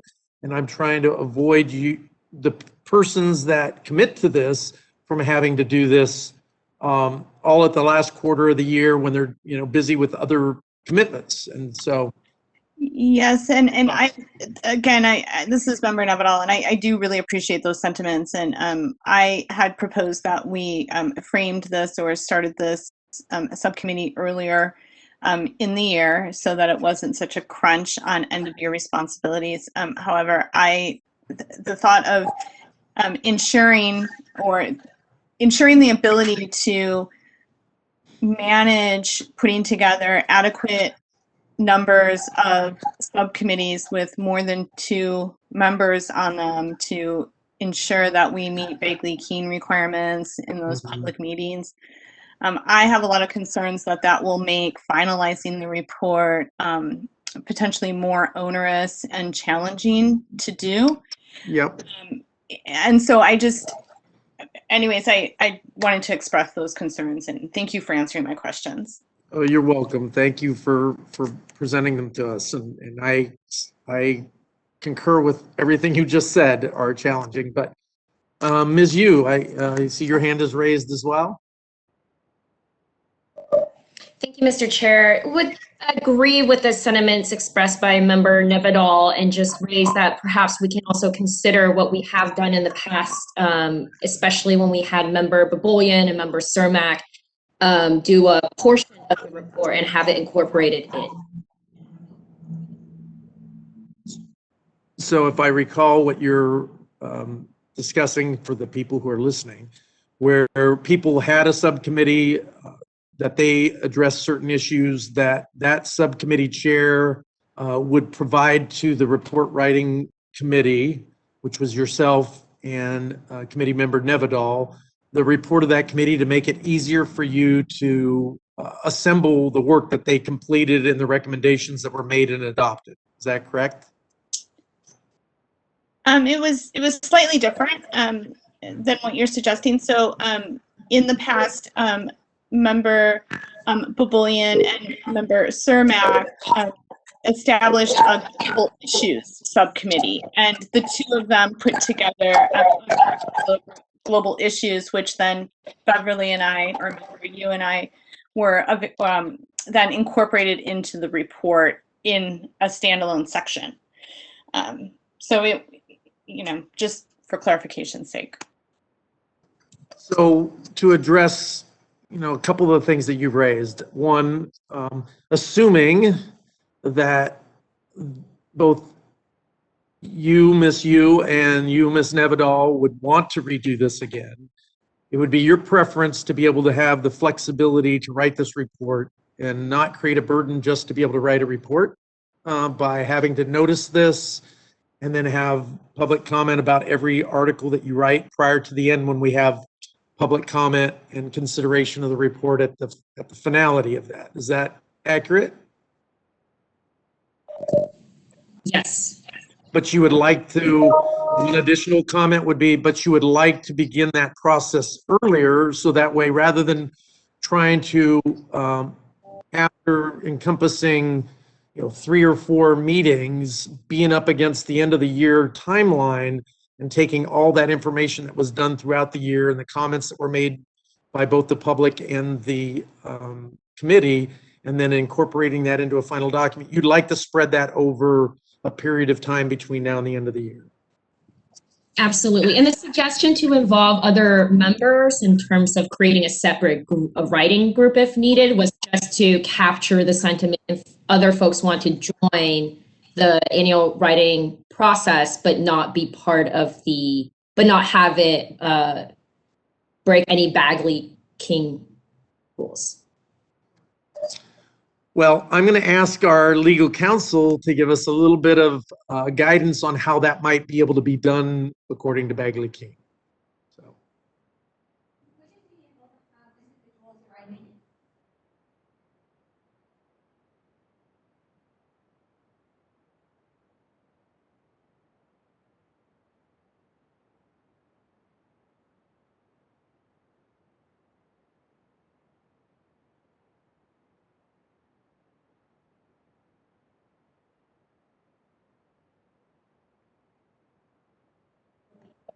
We are having a little bit of difficulty with our counsel's ability to have her microphone function.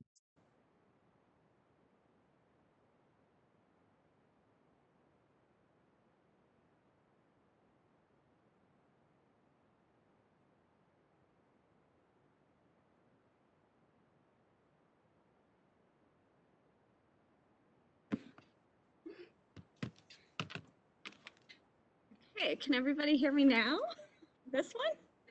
All right. Yes. Okay. So to have other members participate in the writing as they're doing it, it would not be able to go to the subcommittee. You would have to submit those writings to the full advisory committee for weighing in on. But it could be done. Yeah. Very good, thank you. So does that provide a little guidance? So I guess what would happen is if there were other committee members that wanted to assist you at the full committee meeting, they would present that information and you could take that away after the committee meeting to document that in the report. Would that be helpful to the committee member, you and Nevedal? Yes. So. Very good. And am I seeing the lack of hands? You would be willing to assume that role as the subcommittee for this year? Yes. Okay. And although I don't have the right to grant that since I'm constituting the committee, if that meets Vice Chair Heidelbach's interest, then I would think that would be all right.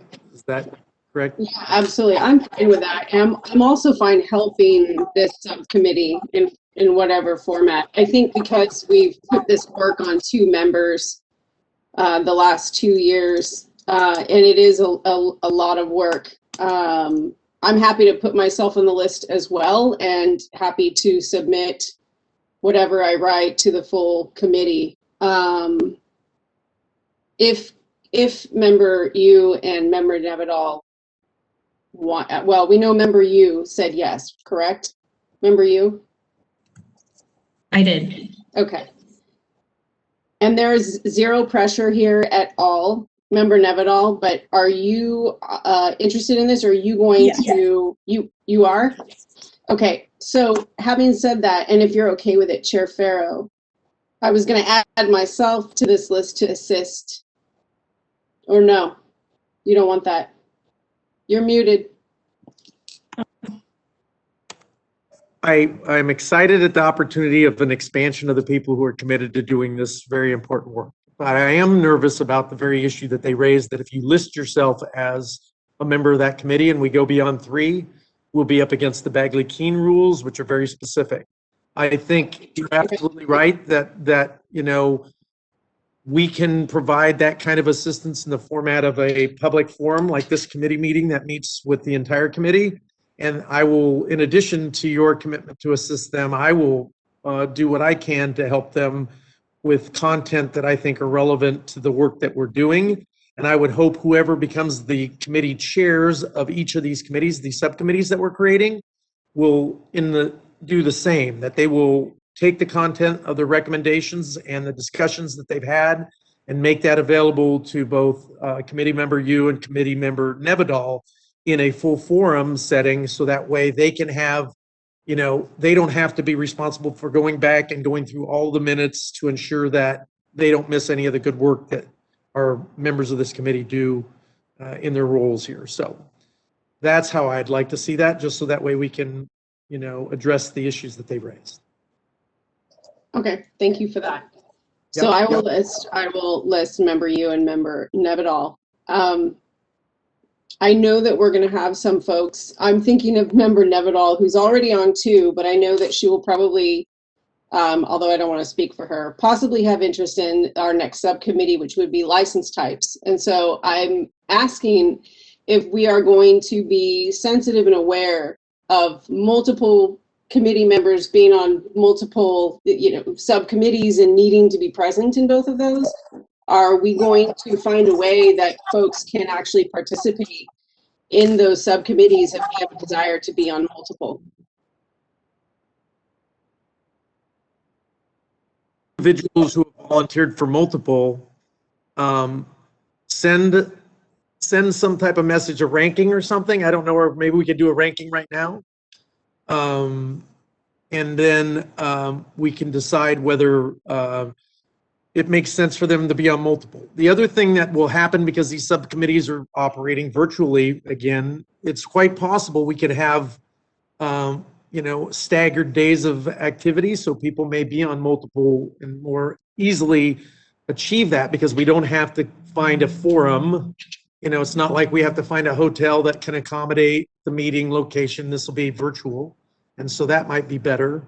And so you could participate in more. I will tell you, you know, just because we may not volunteer to be on the committee and making the recommendations and the decisions and the reports, each one of us would be able to be a public member and show up and listen in and provide public comment. I believe. I'd have to get some guidance, but, you know. So if I were to not volunteer to be a member of the enforcement committee, I'm going to ask legal. But I wanted to sit in on the discussions. I could not, as a chair, sit in and not be obligated to be on the decision-making portion, or could I? Oh, I could listen. Yes, that's what I'm saying. Right. Okay. Okay. So, very good. So the rule is, if I decide to sit in, I can listen, but I have to stalk. I can't speak, which is kind of challenging, but. Okay, thank you for that clarification. So just moving on then, the last and final, unless we have something else pop up that someone feels very passionate about, is the license types subcommittee, license type. So really the idea behind this is to look at things like if the micro business license is working, if you know, Paul and Susan have concerns about the cottage license type, to address the smaller farmers. So far I see Avis Babulian, and I see Kristen Nevedal.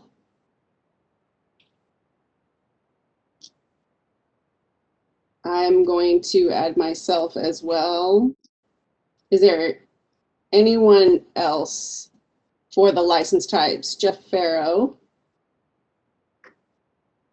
Is anyone else interested in being on the license types subcommittee? I have Avis Babulian, Kristen Nevedal, Kristen Heidelbach, and Jeff Farrow. Okay. Chair Farrow, do you want to open it up for further discussion? I'm going to throw it back over to you. Sure. So now all the committee members have seen the subcommittees that we're looking to initially constitute at this meeting. Again, that there will be additional opportunities to constitute additional subcommittees as the year goes on. But that said, those are the 4 groups that we're going to have a subcommittee. If there are any members of the committee that wish to talk on how they would like certain issues or topics or themes to be addressed by those subcommittees, I'd entertain, a showing of hands who might want to address and talk to those issues. Committee member Nevedal. Yeah, thank you, Chair Farrow and Vice Chair Heidelbach for bringing these items forward and putting the committees together in kind of framing. The enforcement, I just am a little maybe confused about why the regulatory compliance issues are in enforcement when the regulatory compliance issues that are keeping folks from provisionals, from moving from provisional into annual, are largely associated with, I feel like mostly discrepancies between local jurisdictions' enactment of their permitting systems and the state's requirement for project-specific analysis, the discretionary components on the annual license. So that to me seems like a license issue, which is what has me torn between enforcement and license types, because provisional licenses are an open application. And it's not, I don't think so much that people are trying to skirt managing compliance. It has a lot to do with the timelines associated with processing these discretionary permits locally. So I think you're right. That was just an example of what could be holding some of that up. And it's not all inclusive or intended to frame that, but I know that there's a lot of issues that this, enforcement and licensing. I also think there's been public comment about, though, Department of Fish and Wildlife or some of the other entities that are out there that touch cannabis are not underneath necessarily the proposed DCC. And I think that happens with a lot of industries. There are, other boards, licensed boards within the state or licensed departments within the state that touch other groups, but there's got to be coordination between those groups. So I would hope as we talk about the themes in these meetings that we talk about enhanced coordination between the different agencies. And I think those would be great recommendations that would come out of this, whether it's through the licensing or the enforcement discussions that these committees address. But I don't know that you will necessarily get them all under, because they do multiple other license permit issues within the state. So, a farmer has to deal with the Department of Fish and Wildlife, whether they're cannabis or some other type of farm. And so, making them come under cannabis and be exclusive to cannabis doesn't make sense, but coordination definitely does. So I think those are things that our group should speak to and address in these subcommittees and be prepared to make a recommendation related to coordination versus. And so one another question for me, this is again, Member Nevedal, and thank you for that explanation. I'm happy to send an email kind of outlining priorities, and I'm just not sure that I understand, and I don't think I'm in no way asking you to explain which subcommittees are going to address what topics right now, but in sending that email so that I can express my priority for issues that I want to participate in these subcommittees, do I address that to both Chair Farrow and Vice Chair Heidelbach, or does it go directly to Vice Chair Heidelbach? So generally speaking, once Vice Chair Heidelbach constitutes the subcommittee members and selects the chair of that committee, that chair will then submit to myself and the agency or our staff with a list of priority topics they wish to address. and it will go through the normal chain of within the department to structure those topics in a way that you can address them at the committee meeting. And then it'll be yours to address those, or whoever the chair of that committee is. And then the chair of that committee will have those subcommittee meetings, will gather the public comment as well as their fellow committee members, hopefully come up with a recommendation or a series of recommendations to make, and then report those recommendations back to the full committee for consideration. And that's how it will end up once we have the full committee recommendations. The recommendations that you make back to us will become part of the report for the report writing group. And hopefully we can do it a little bit more timely to the discussion being addressed, so it won't be such a burden at the end of the year on that committee. Does that make sense? Yes, thank you very much, Chair Farrow. You're welcome. Committee member Lynch, I see your hand is raised. Thank you, Chair Farrow. I don't know if this is the appropriate time for additional committees, but we did have a public health committee last year that took up a bunch of issues. I don't see any committee that you have just formed as being the appropriate committee for issues around public health, medical cannabis patients, IDs around medical ID cards. And so I'm just wondering when is the appropriate time to raise that?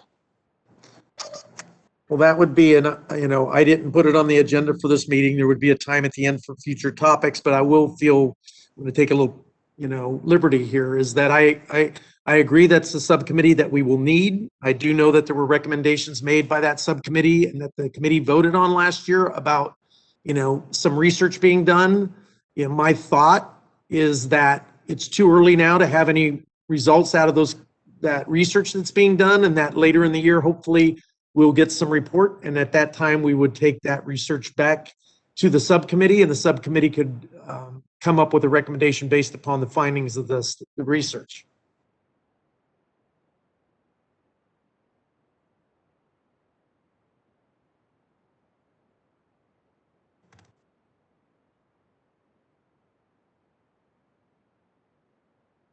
Does that answer your question, Committee Member Lynch?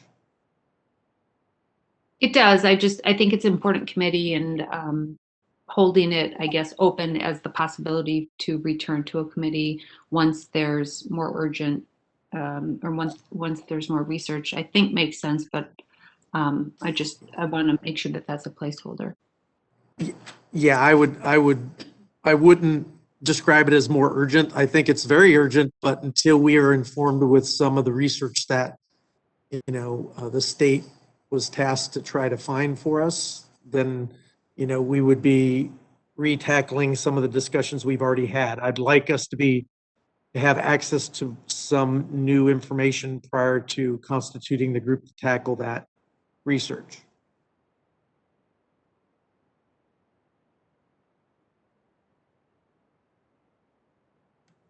Are there, Committee Member Todd?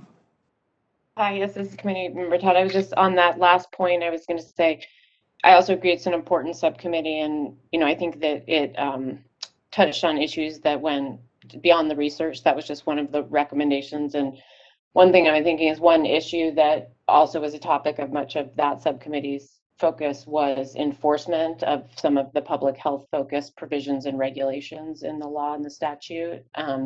And so perhaps some of that can also be folded into the concept of the enforcement subcommittee about whether regulations around advertising and marketing are being enforced. And that's exactly correct. I think that is true.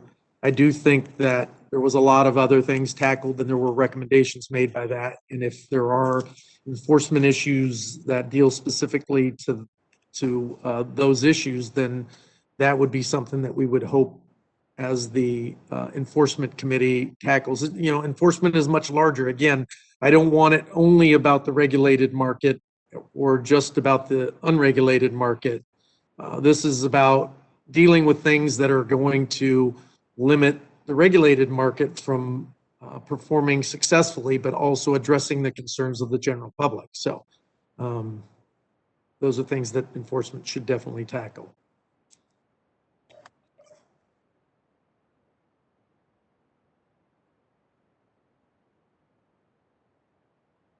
Ms. Nevedal, is your hand raised from before? Do you have It is. I'm so sorry. This is Member Novell. I have this lingering memory that we, as a committee last year, discussed and may have taken action on developing or suggested that we would develop a metric subcommittee. And I'm wondering if you have recollection of that, and if we did do that, if it might make sense to fold that topic into licensing and metric.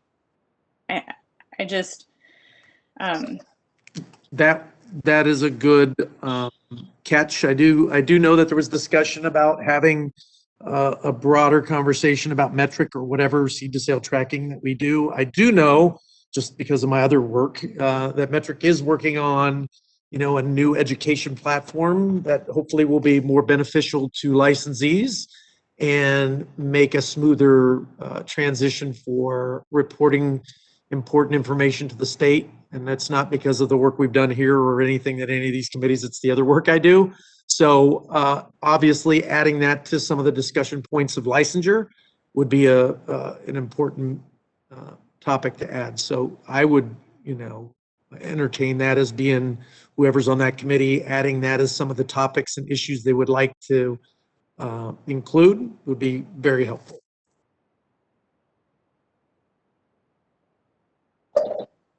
Chair Farrow. Yes. I just wanted to go back and if we could recap some of the items, because we do have on agenda item 6, a discussion of recommended issues, topics, and themes. Do we want to move forward and step into that? Yeah, that would be great. So if we have, and I think part of what we were doing here was some people to do some of that. So if there's any additional topics or themes or issues that we would like these subcommittees to address, realizing, I heard loud and clear from both committee member Todd and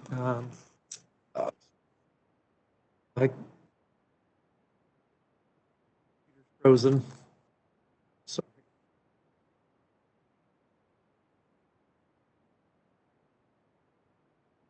committee members Todd, can you hear me now? Hello?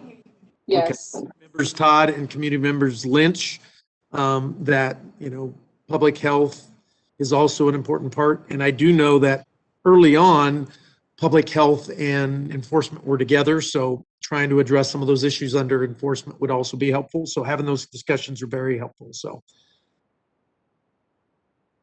anybody else have any ideas for themes, topics, or issues with the 4 addressed subcommittees? And can we check on committee member Cermak to ensure that he's had an opportunity?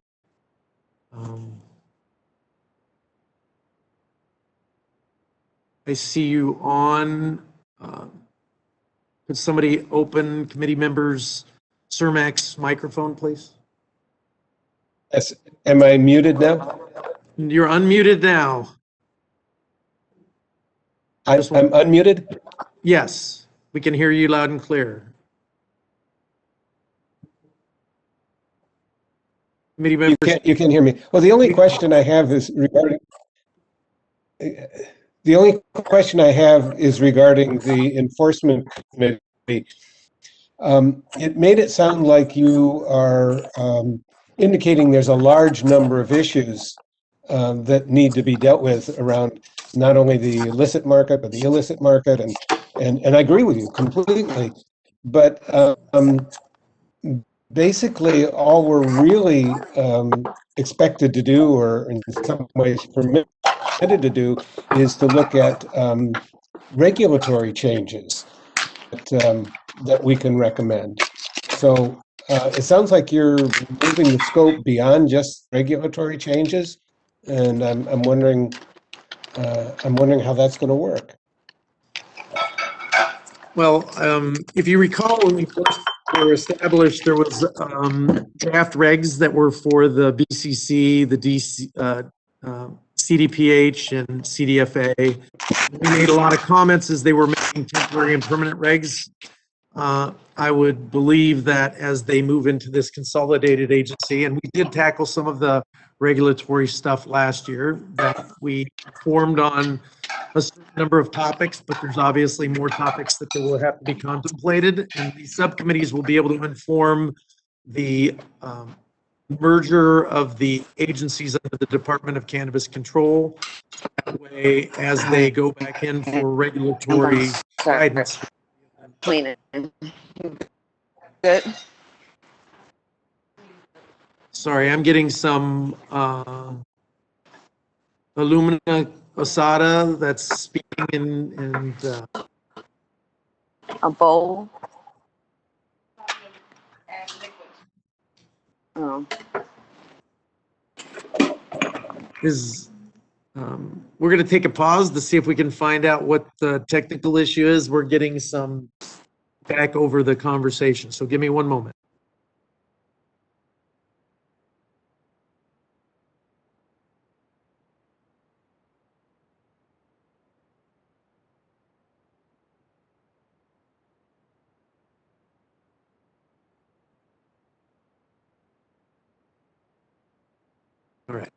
All right, sorry about that. Does that answer your question, Dr. Cermak?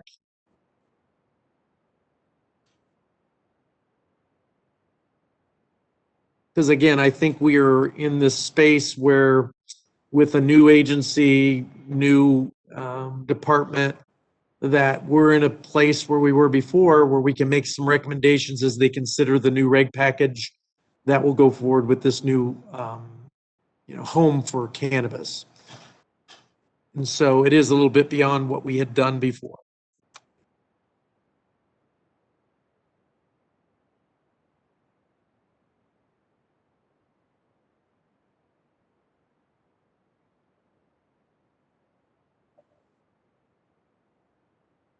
Dr. Cermak, we missed you. Somehow your mic got blocked and we opened up a public mic. So did you hear my comment there at the end, and do you have anything you'd like to add? Or No, I did hear your comments, and I appreciate that very much. Good clarification.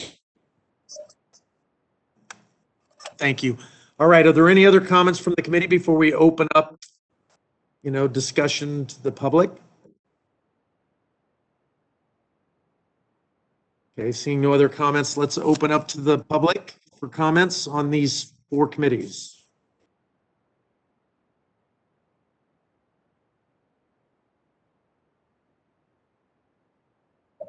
This is the moderator, and at the direction of the committee, I have opened the Q&A panel.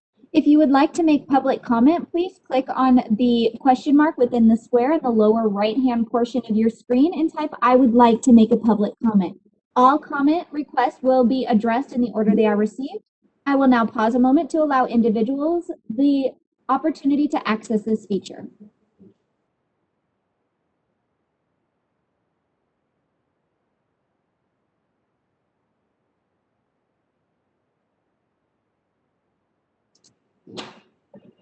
At this time, we do have an individual identified as Kelly McCormick. Just as a reminder, you will be provided 1 minute to make your public comment and given a 30-second warning. Your microphone has been unmuted. Kelly McCormick, you are unmuted.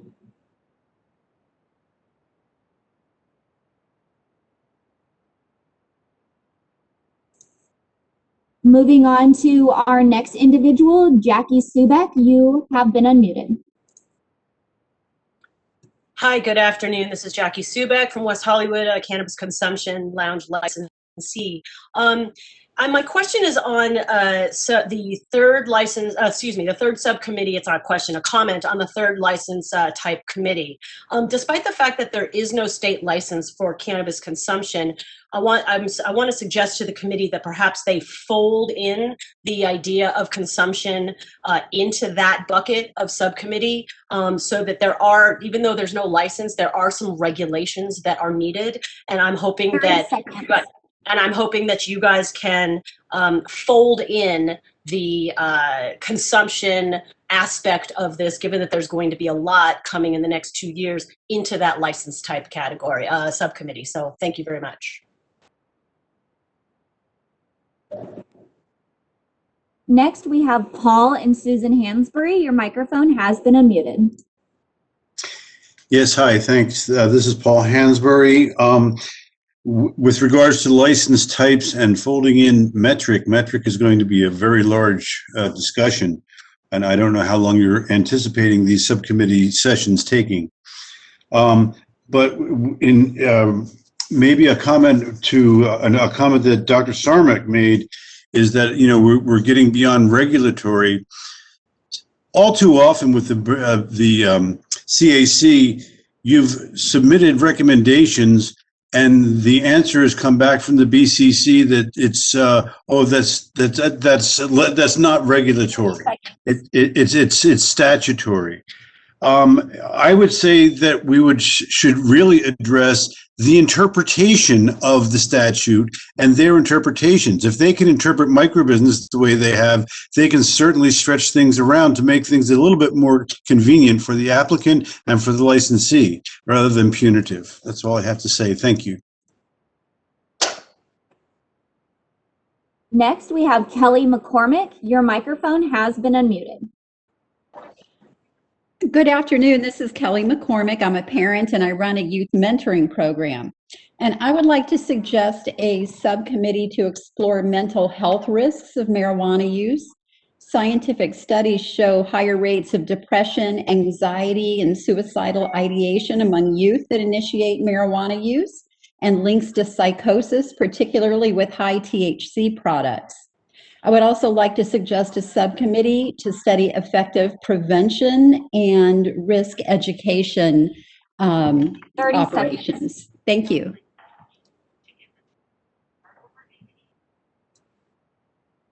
Next up, we have Max Estelle. Your microphone has been unmuted. Thank you. Yes, Max Esdale here with Meadow. I would just like to share my strong opinion not to fold track and trace into the licensing subcommittee. It is a sufficiently unrelated topic and deserving of a subcommittee on its own. Metric's been an expensive failure with a $60 million contract that's constricting the viability of small businesses trying to comply in our industry. And I would also invite you to refer to Business and Professions Code section 26068, which requires a functional open API, which they do not have. They have not been meeting the statutory mandated requirement of track and trace in the state. So I would strongly again suggest, for the sake of our industry, that somebody does something to take this on. Metric is not working far too often for the amount we're paying for it. Thank you. Bye. Next, we have Jennifer Gallerini. Your microphone has been unmuted. Hi, yes, this is Jennifer Gallerani. I'm commenting on behalf of the Cannabis Distributors Association. I'm the chair of that association here in California. I also would like to echo the previous comment before me from Max that there should be a dedicated metric subcommittee focused on metric issues. There is an existing industry communication group that the state agencies have initiated these past couple months, and we invite CAC to either participate in those or to conduct their independent assessment of what's been going on. As Max said, it is not working. Thank you. Next, we have an individual identified as Judith String. Your microphone has been unmuted. Good afternoon. I would like to just share with you all the concerns from the parent community here in the state. I serve on many committees associated with parents, And they are wanting the subcommittee on enforcement to look at the decoy operations for marijuana deliveries. We're so concerned about our young people at home and their access to marijuana in general and high concentrates in particular. And with that, I would also suggest that the Public Health Committee reform and look at mental health issues. Thank you.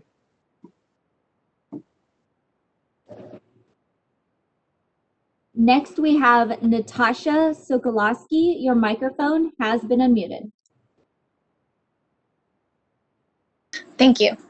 I would like to plant the seed for consideration for an emergency action subcommittee to address the needs of the small farmers, back to referencing the expiring provisionals, for the families that have spent all of their savings to go legal that have really nothing to fall back on, since they can't really fall back on the government. So something of this nature. Thank you. Next, we have Daniel Hernandez. Your microphone has been unmuted. I know it's good for Daniel Hernandez, your microphone is unmuted. have a fuck ton of shit in it. Hi. Next, we have Paul and Susan Hansberry. Your microphone has been unmuted. Hi, good afternoon. This is Susan Tiven, and thanks for being there. We really appreciate your work.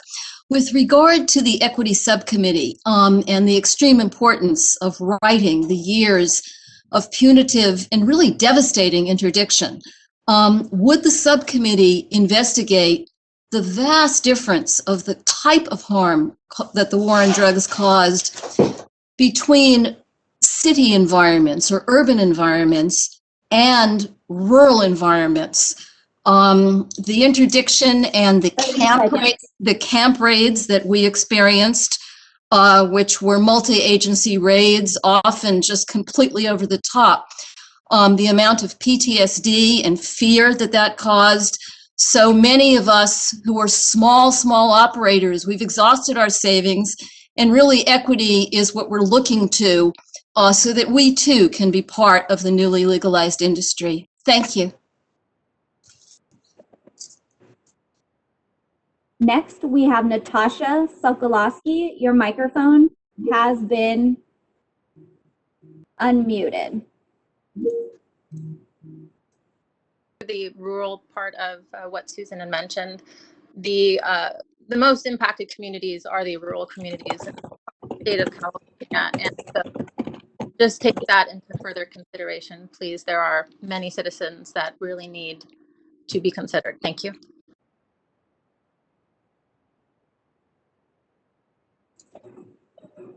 With that, Mr. Chair, we have no additional requests for public comment. Would you like me to close this feature? Yes, please. Thank you. Feature has been closed. Well, that moves us to the seventh agenda item, which for items not on the agenda. And so I'd like to open up to the public to discuss issues that are not on this agenda.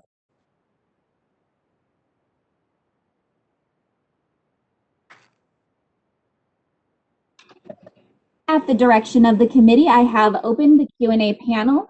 We are currently taking comments for items not on the agenda. If you would like to make a public comment, please click on the question mark within the square in the lower right-hand portion of your screen and type, "I would like to make a public comment." All comment requests will be answered in the order they are received. I will now pause momentarily to allow individuals time to access this feature.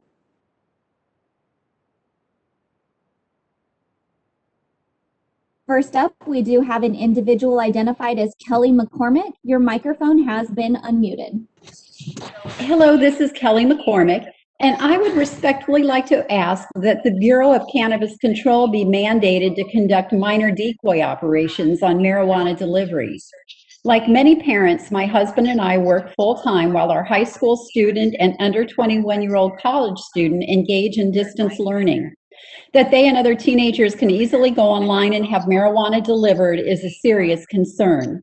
In the 3 years that California has been regulating the industry, not a single minor decoy operation has been conducted. 30 seconds. However, NBC News in Los Angeles did one and demonstrated how easy it was for their intern, a minor, to receive a marijuana delivery without being asked for identification. The Department of Alcohol and Beverage Control conducts minor decoy operations. Why doesn't the Bureau of Cannabis Control? Thank you. Next up, we have an individual identified as Lisa. Your microphone has been unmuted. Hi. I've been going to the workshops for the Board of Forestry, and because cannabis is not considered an agricultural commodity, we are not exempt like other agriculture. So that is causing problems for some people trying to get their permits. And I was hoping that you guys would be able to help navigate that issue. Additionally, I would like to say that I am a provisional license holder trying to get to my annual permit and going through Ccia. I've been going through a conditional use permit for 4 years. I turned my permit in 2017 and have still not received my local authorization. So my provisional will expire before I am eligible for an annual permit. I'm hoping that you are able to extend that once again so that the counties can get it together and actually help us with Ccia. Thank you. Next up is Jackie Subek. Your microphone has been unmuted. Hi, good afternoon. Thank you. I'm a broken record here, I realize, but I would like to request that the city, that the Cannabis Committee takes up the expansion of hours of operation for both standalone lounges and lounges that are attached to retail locations to allow them the ability to participate and compete in the local tourism and nightlife. I think this is really critical going forward, and I really would like to hear from this committee on hours of operation. Thank you. Next, we have Becky Rapp. Your microphone has been unmuted. Good afternoon. My name is Becky Rapp. I'm here to express my deep concern with the lack of decoy operations being conducted. The cannabis industry is swiftly moving through the state of California. Many counties and cities are permitting marijuana outlets and manufacturing facilities without understanding the long-term effects the drug can have on adolescents. As a mother of 3 teens, I have concerns with the extremely high levels of THC products being sold and the ease of having them delivered. This year, California has implemented a stay-at-home order, which has greatly affected 30 adolescents seconds. as schools have been closed. Many teens find it simple to order THC-infused products. The BCC has admitted to not performing any minor decoy operations. Many delivery services fail to verify ID, ensuring the recipient is over 21. This is an open door for adolescents to have their marijuana delivered to their home. I ask you to please mandate minor decoy operations and hold the marijuana industry accountable. Thank you. Next, we have Wade Laughter. Your microphone has been unmuted. Yes, thank you for the opportunity to express my feelings here. I would like to point out that there is all kinds of information out there that is not very valid in terms of the potential harm caused by cannabis. If we're going to look at the science around cannabis, please be sure you're looking at studies that use whole plant preparations instead of isolates and concentrates. The folks who speak for public health really need to look at the public health opportunities that cannabis represents instead of focusing so intently on potential harm that's based on false information from faulty studies. Thank you for your consideration. Next up, we have Barbara Gordon. Your microphone has been unmuted.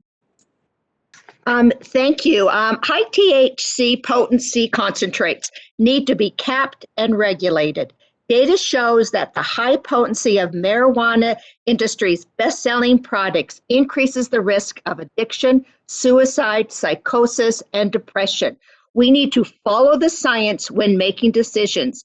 This is an undeniable public health harms of high potency marijuana concentration. The most concentrates now average about 70% THC, and many have THC levels up to 99%.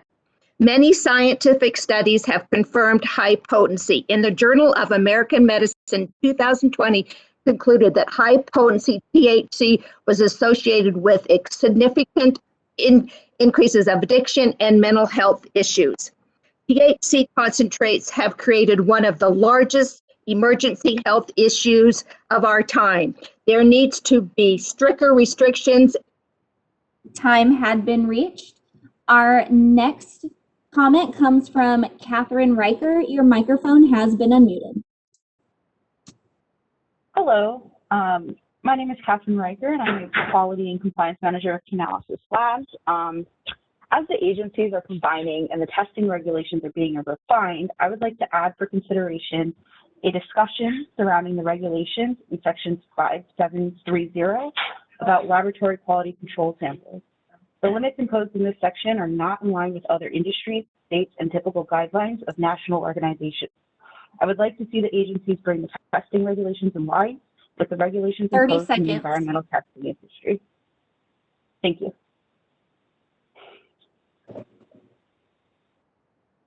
Next, we have Paul and Susan Hamsbury. Your microphone has been unmuted. Hi, I wanted to address the issue of cannabis as agriculture. In the statute, it calls it an agricultural product. What they're talking about is the end result, not the raw product itself.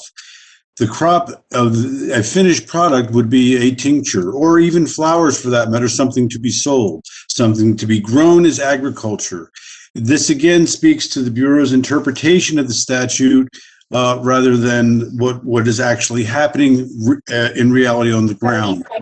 I would like to also suggest that we include the water boards and Fish and Wildlife.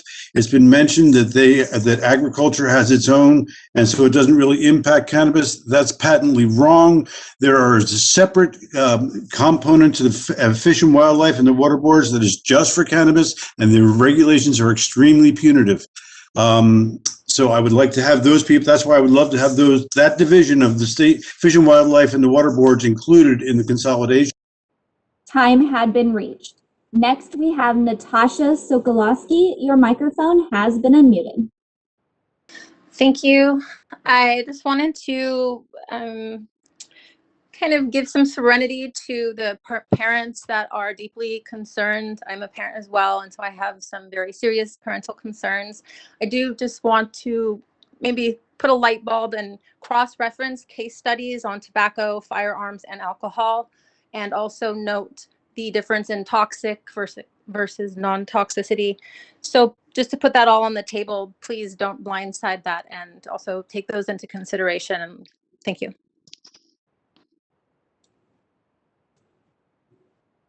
With that, there are no additional requests for public comment. Would you like me to close this feature? Yes, please, moderator. Feature has been closed. So we have one additional topic before we adjourn for the day, and that would be for a discussion on future agenda items and possible action creating the next agenda for our next meeting. So with that, I'll open it up to committee members. Committee member Lynch, I see your hand is raised. Thank you, Chair Farrow. I don't want to sound like a broken record, but I may here. We've addressed a couple times about the composition of the committee. We've unfortunately lost 4 committee members in this last year, all coming from the public health and equity space. And I think we hear repeatedly at public comment questions around public health and equity. We saw and heard a great presentation today, and we've talked about how we can address this issue, but I do think it needs to be addressed. I think the Prop 64 was really intentional about making sure that this is about legalizing and normalizing, and we want the industry to flourish, but we also want to address public's issues around public health and equity. And so I'd like, I'm sure it's no intention at all. That's not my comment is intended for, but the issue of the committee composition. Thank you.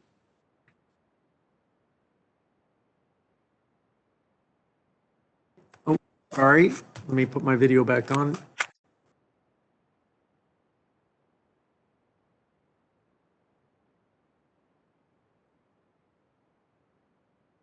Go. Thank you very much, Committee Member Lynch. I know you're right. It's not a broken record. I think there's been plenty of us on this committee that have either directly raised the issue or have been approached by individuals representing communities that were at one point represented by members of this committee. I think all I can say is that, my guess is that you're going to go from Director Kirchmeier to Director Lourdes Cortez Martinez shortly with the merger of the agencies. And I don't know who will be in charge of doing those, deciding whether to fill or not fill positions. My recommendation is to continue for anybody who's interested to, send their resume, their what they, why they think they would be a benefit to the committee and what group they would be representing to the current director of DCA, because that's currently under who we're with. And unfortunately, I don't have that in my power, and neither does anybody else on this committee have the power to do that at this point. Thank you. Committee Member Nevedal?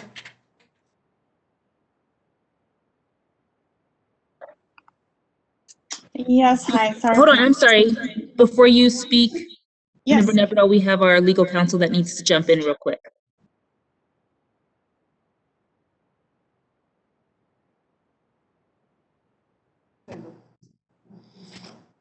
One moment, please. We still have technical mic issues.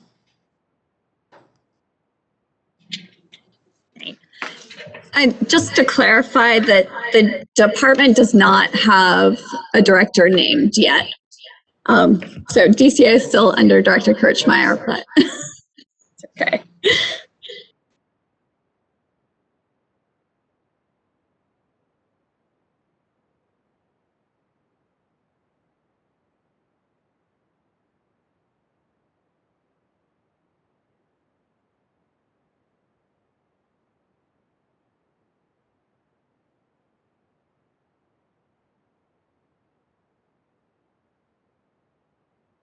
And Chair Farrow, do I have the floor now for my comments, or are there additional legal comments coming forward? I think we are good. I do know that I misspoke on Director Cortez Ramirez, not Martinez. So if you're listening, Director, I'm sorry for messing up your name. So with that, Committee Member Nevedal, you have the floor. Thank you very much, Chair Farrow. This is Committee Member Nevedal. I do want to express support for Committee Member Lynch's suggestion that somehow over the course of this year we do address the vacant seats on the committee, especially ensuring that we get a patient advocate reseated on the committee. I think that's vitally important. And then secondly, I would like to request that maybe to free up some of the time spent in subcommittees, and also because the provisional licensing issue is pressing, that we consider putting that on an immediate agenda, hopefully the next agenda.